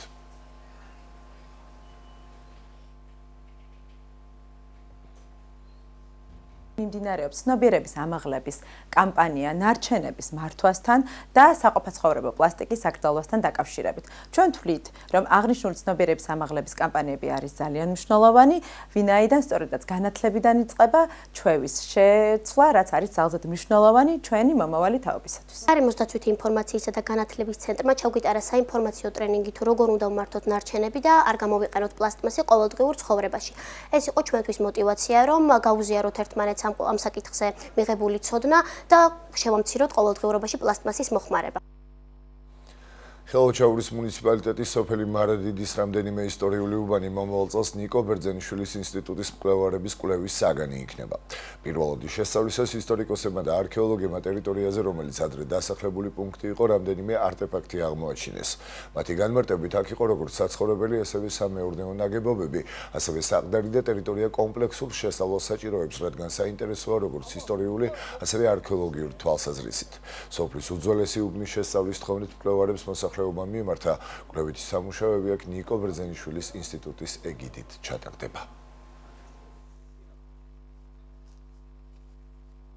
აქ იყო როგორც საცხოვრებელი და სამეურნეო ნაგებობები, ასევე ამ სოფელს ჰქონია თავისი სალოცავი, არის ასე ვთქვათ ტერმინი ნასაყდრალი და საყდარი, როგორც ჩანს სალოცავი ტაძრის ტერიტორიაცაა. ჩვენ ვფიქრობთ, რომ საომავლოდ დავიწყოთ აი ამ სოფლის დიდი ისტორიის შესწავლა და არა მარტო ისტორიული ნაწილი, არამედ შესწავლილი იქნას მისი არქეოლოგიაც, რადგან ძალიან საინტერესო არქეოლოგიური არტეფაქტები იქნა მიკვლეული დღეს. მეცნიერები ფიქრობენ, რომ ანანია შირაკაცის სომხურ გეოგრაფიაში, ეს არის მე-7 საუკუნის ძეგლში მოხსენიებული მრიტი უნდა იყოს სოფელი მარადიდი და ამიტომაც ძალიან მნიშვნელოვანია ამ სოფლის ისტორიულ არქეოლოგიურ თვალსაზრისით შესწავლა. ამ სოფლის შესახებ არაერთი ნაშრომი გამოიცა, სამეცნიერო მიმოქცევაში შევიდა, მაგრამ ვფიქრობ, რომ ის არ არის საკმარისი, რადგანაც აუცილებელი არის მომავალში მოხდეს ამ სოფლის კომპლექსური შესწავლა. ჩვენ სოფლის თავში დავათვალიერეთ ტერასული დასახლება და რამდენიმე საცხოვრებელი ადგილი და მინდა აღვნიშნო აქვე, რომ ჩვენ არა ვართ განებიურებული შუა საუკუნეების საცხოვრისების შესწავლით და ამიტომაც არის პრიორიტეტი და მიმაჩნია, რომ მომავალში აუცილებლად უნდა მოხდეს ამ ტერიტორიის შესწავლა, ასევე აქვე ადგილობრივი მოსახლეობა ეძახის ნასაყდრალს ტერიტორია, სადაც უნდა იყოს ეკლესია. დავათვალიერეთ მარადიდის უბნები, ბრევეთი და ფანჩვეთი, ნასახლარები, კარალიძეების, კალანდაძეების, დიდმანიძეების და დიასამიძეების. ძალიან ძველი დასახლებებია, ძალიან საინტერესო და აგებული, გათლილი ქვებით. საინტერესოა იმ ხალხები იქ სად ნახეს. ხელიდან ატანა შეუძლებელია, ალბათ იქ გამოტანეს და ისე ააშენეს. მარადიდიესი სოფელია, სადაც 1886 წელს გაიხსნა პირველი ქართული სკოლა აჭარაში. კაიროს გენერალურმა ასამბლეამ სპეციალურ საგანგებო სესიაზე მიიღო რეზოლუცია, რომელიც რუსეთისგან მოითხოვს დააბრუნონ გატაცებული უკრაინელი ბავშვები. რეზოლუციას 91-მა ქვეყანამ დაუჭირა მხარი, მათ შორის საქართველომ. რეზოლუციის მხარდამჭერებს შორის არიან ამერიკის შეერთებული შტატები, კანადა, გერმანია, საფრანგეთი, შვედეთი, უნგრეთი, ლატვია, ლიეტუვა, პოლონეთი. რეზოლუციის მხარდამჭერი ქვეყნები მოსკოვისგან ითხოვენ უზრუნველყოს ყველა უკრაინელი ბავშვის დაუყოვნებლივი, უსაფრთხო და უპირობო დაბრუნება, რომლებიც იძულებით გადაიყვანეს ან დეპორტირებულები არიან. რუსეთმა და კიდევ 11-მა ქვეყანამ, მათ შორის ბელარუსმა, ირანმა, ნიკარაგუამ, კუბამ და მალიმ რეზოლუციის წინააღმდეგ მისცეს ხმა. ხმის მიცემისგან თავი შეიკავა 57-მა ქვეყანამ, მათ შორის ჩინეთმა, ინდოეთმა, ბრაზილიამ და სომხეთმა. უკრაინა რუსეთს ადანაშაულებს 10,000-ობით ბავშვის რუსეთში ან რუსეთის მიერ ოკუპირებულ ტერიტორიაზე გატაცებაში ოჯახის ან მეურვეების თანხმობის გარეშე. ამერიკის შეერთებული შტატების პრეზიდენტმა განაცხადა, რომ ამერიკის შეერთებული შტატების ორი წარმომადგენლის შეხვედრა ვლადიმერ პუტინთან კარგი იყო, თუმცა ჯერჯერობით უცნობია რა მოხდება. ტრამპმა ოვალურ კაბინეტში ჟურნალისტებს განუცხადა, რომ რუსებს ძალიან მტკიცედ სურთ უკრაინაში ომის დასრულების შესახებ შეთანხმების დადება. ამერიკის შეერთებული შტატების წარმომადგენლები სტივ უიტკოფი და ჯარედ კუშნერი პუტინს სამშაბათს მოსკოვში შეხვდნენ. ეს იყო ჩემს ხელთარსებული ბოლო ინფორმაცია. მომდევნო გამოშვებით კი პირდაპირ ეთერში 12 საათზე დავბრუნდებით. დროებით. ისევ და ისევ მოგესალმებით, დავბრუნდით. სტუდიაში მარიამ ჟავანაძე და სალომე სურმაიძე მუშაობ. წინ კიდევ 9 საათი გაქვთ ჩვენთან ურთიერთობისთვის და თვალი გადავავლოთ, რას ვიხილავთ გადაცემის მესამე ნაწილში.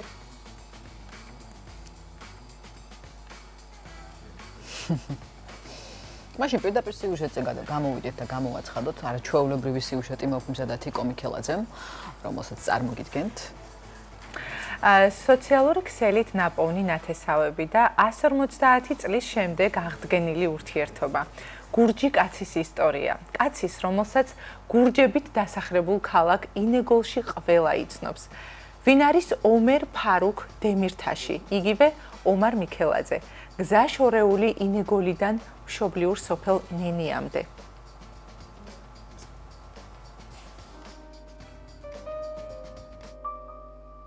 თვის დამლევს ოსმალოს გემმა კიდევ გამოასახლა ბათუმის მაზრის 400 სულამდის სხვადასხვა ოკრუგებიდან. როდესაც ეს საბრალო მუხაჯირები, დატიტყნილები, დასველებულები თოლში ჯდებოდნენ გემზედ, მაყურებელს ქვის გულიც რომ ჰქონოდა აღძრავდა მასში სიბრალულს მათთამი. ეხლაც ჯამეები ავსებულია მუხაჯირებით, მომლოდინე თათრის გემის მოსვლით. გაზეთი დროება 1880 წელი. მუხაჯირთა სიაში სოფელ ნენიის მკვიდრი მიქელაძეების ოჯახიც იყო. მათ სამშობლოს დატოვება და მშობლიურ სოფელ ნენიიდან მრავალი კილომეტრის მოშორებით თურქეთის ჩრდილო-დასავლეთ ნაწილში, ქალაქ ინეგულში გადასახლება მოუწიათ. უცხო მიწაზე ისინი გულმოდგინედ უფრთხილდებოდნენ მშობლიურ ენას, ტრადიციულ კერძებსა და ყველაფერს, რაც მათ ბედკრულ სამშობლოს ახსენებდათ. 150 წლის შემდეგ ომარ მიქელაძემ, იგივე ომერ ფარუქ დემირთაშმა წინაპართა მიწაზე ფეხი კვლავ დადგა. მშობლიური სოფლის ორღობეში სიხარულით მიაბიჭებდა, რადგან იცოდა, რომ სულ მალე თავის ბიძაშვილებს შეხვდებოდა, რითიც დაკარგულ ფესვებს კიდევ ერთხელ შეეხებოდა.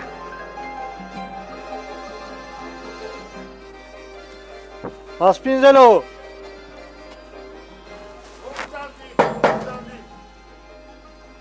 გამარჯობა, მიზია, როგორ ხარ? კეთილი იყოს, თქვენი მომზადება, როგორ გამახალეთ? გადიოდა წლები. მათ არ იცოდნენ, სად იყო გურჯისტანი, მაგრამ ზუსტად იცოდნენ. ისინი გურჯები იყვნენ. მე ვარ მეოთხე თაობა, აქედან ვინც წავიდნენ, ჩვენ წინაპრებიდან. მე მეოთხე თაობა ვარ და ჩვენ თაობამ საქართველოს არ იცოდა. შეიძლება ჩემ მამამას არ იცოდა. არ ვიცოდით, მაგრამ მომდით რომ ქართველები ვართ, ანუ გურჯები ვართ და ქართულად საუბრობდით სოფელში. პირველ კლასში რო დავიწყეთ, ჩვენ მე არ ვიცოდით თურქულა. და იქ რო სკოლაში დავიწყეთ, მაშინ ვისწავლეთ თურქულა და გურჯებით დასახლებულ ქალაქ ინეგულში მცხოვრები მუჰაჯირები ოჯახს მხოლოდ გურჯებთან ქმნიდნენ, რათა მომავალი თაობისთვის მშობლიური ენა და ადათები შემოენახათ. ამას ომარის ქართულად ამღერებული ბაბუის, მევლუდ მიქელაძე დემირთაშის სატრფიალო სიმღერაც ადასტურებს, რომელსაც ის საყვარელ ქალს უძღვნიდა.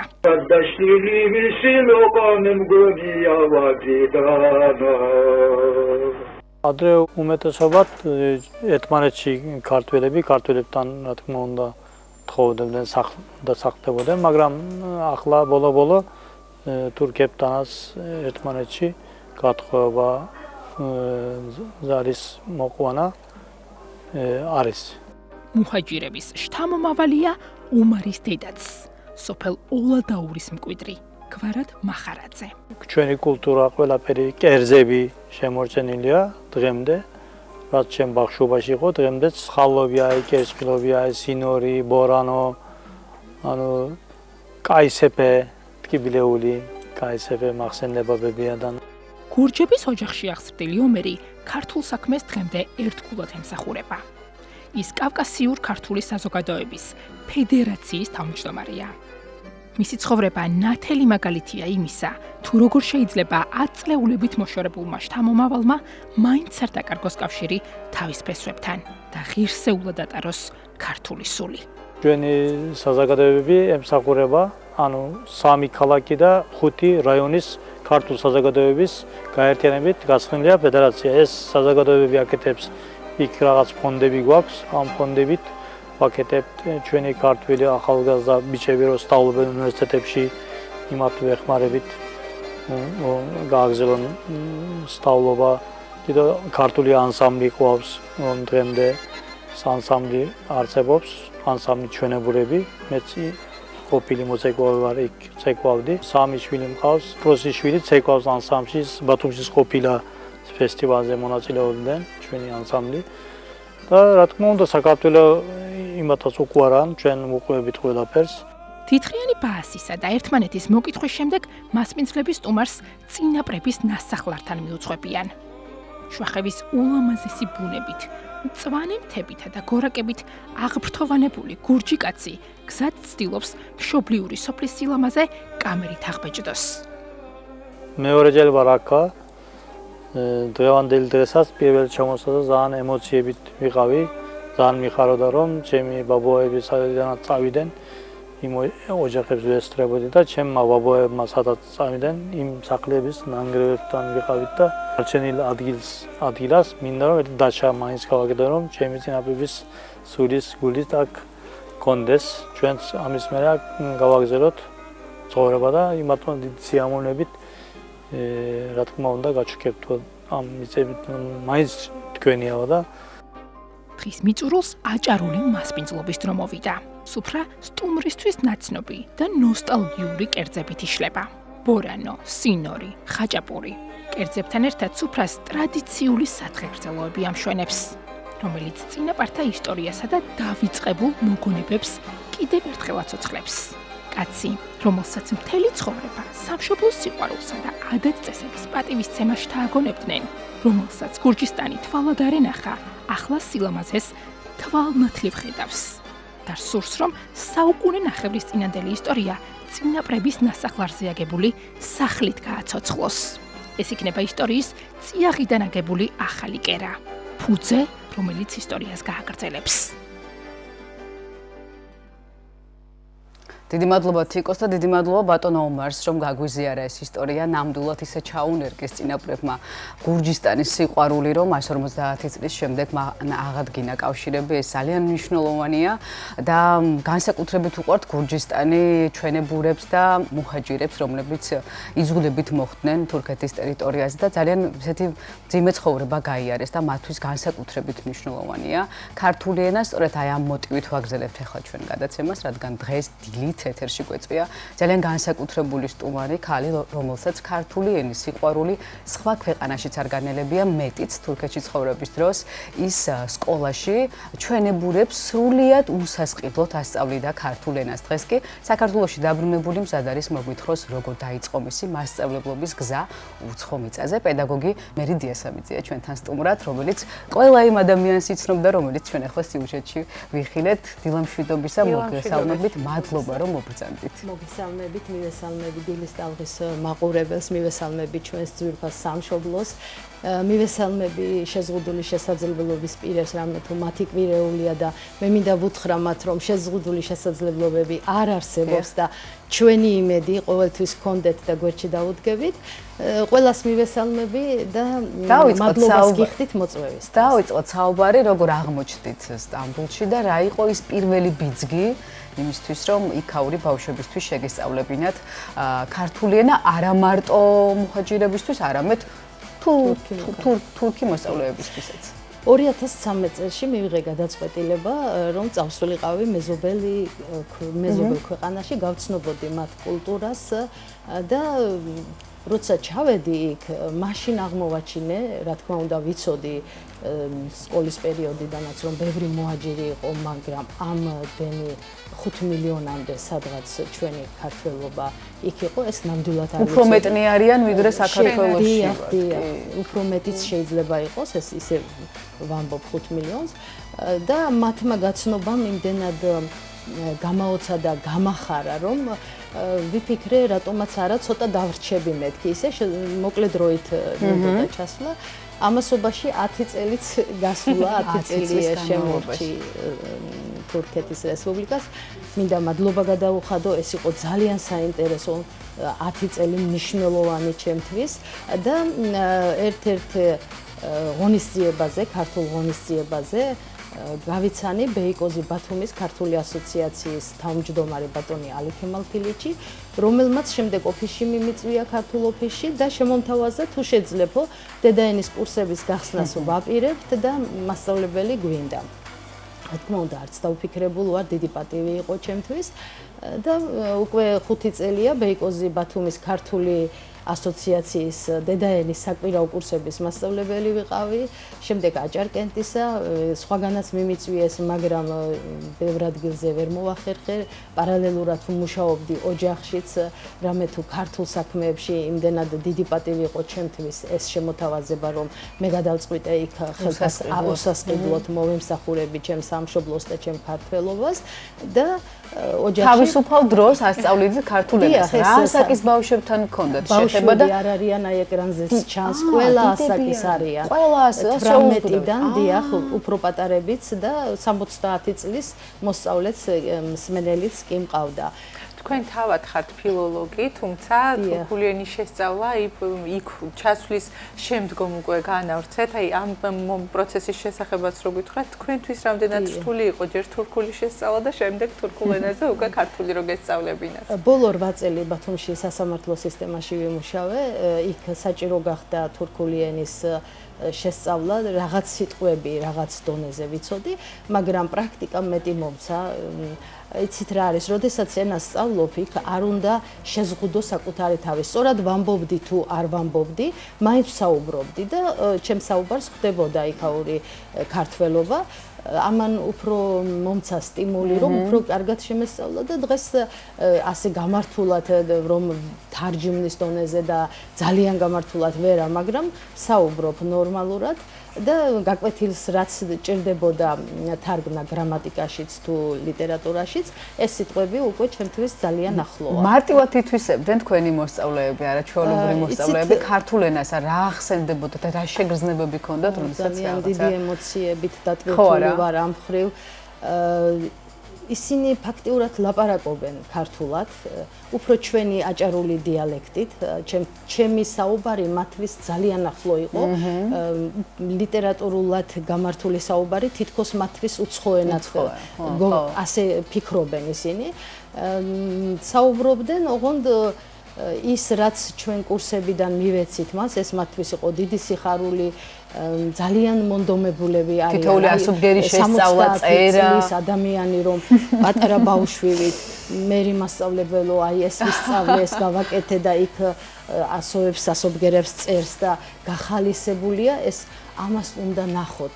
ალბათ ეს აახლოვებს ქვეყანას რომელიც დიახ, ახლა ამ 10 დღის წინ ვესწრებოდი სტამბულში ბეიკენტის და ნიშანთაშის უნივერსიტეტებში ჩატარდა კონფერენციები სამეცნიერო ჩაატარეს ბეიკენტის ნიშანთაშის უნივერსიტეტებმა ქუთაისის აკაკი წერეთლის სახელობის უნივერსიტეტთან და სტამბოლის შოთა რუსთაველის კულტურის ცენტრის ერთობლივი პროგრამა იყო თურქულ-ქართული ურთიერთობები. და მე გადავწყვიტე რომ რახან მიმიწვია შოთა რუსთაველის კულტურის ცენტრმა მადლობა მინდა გადაუხადო ამისთვის.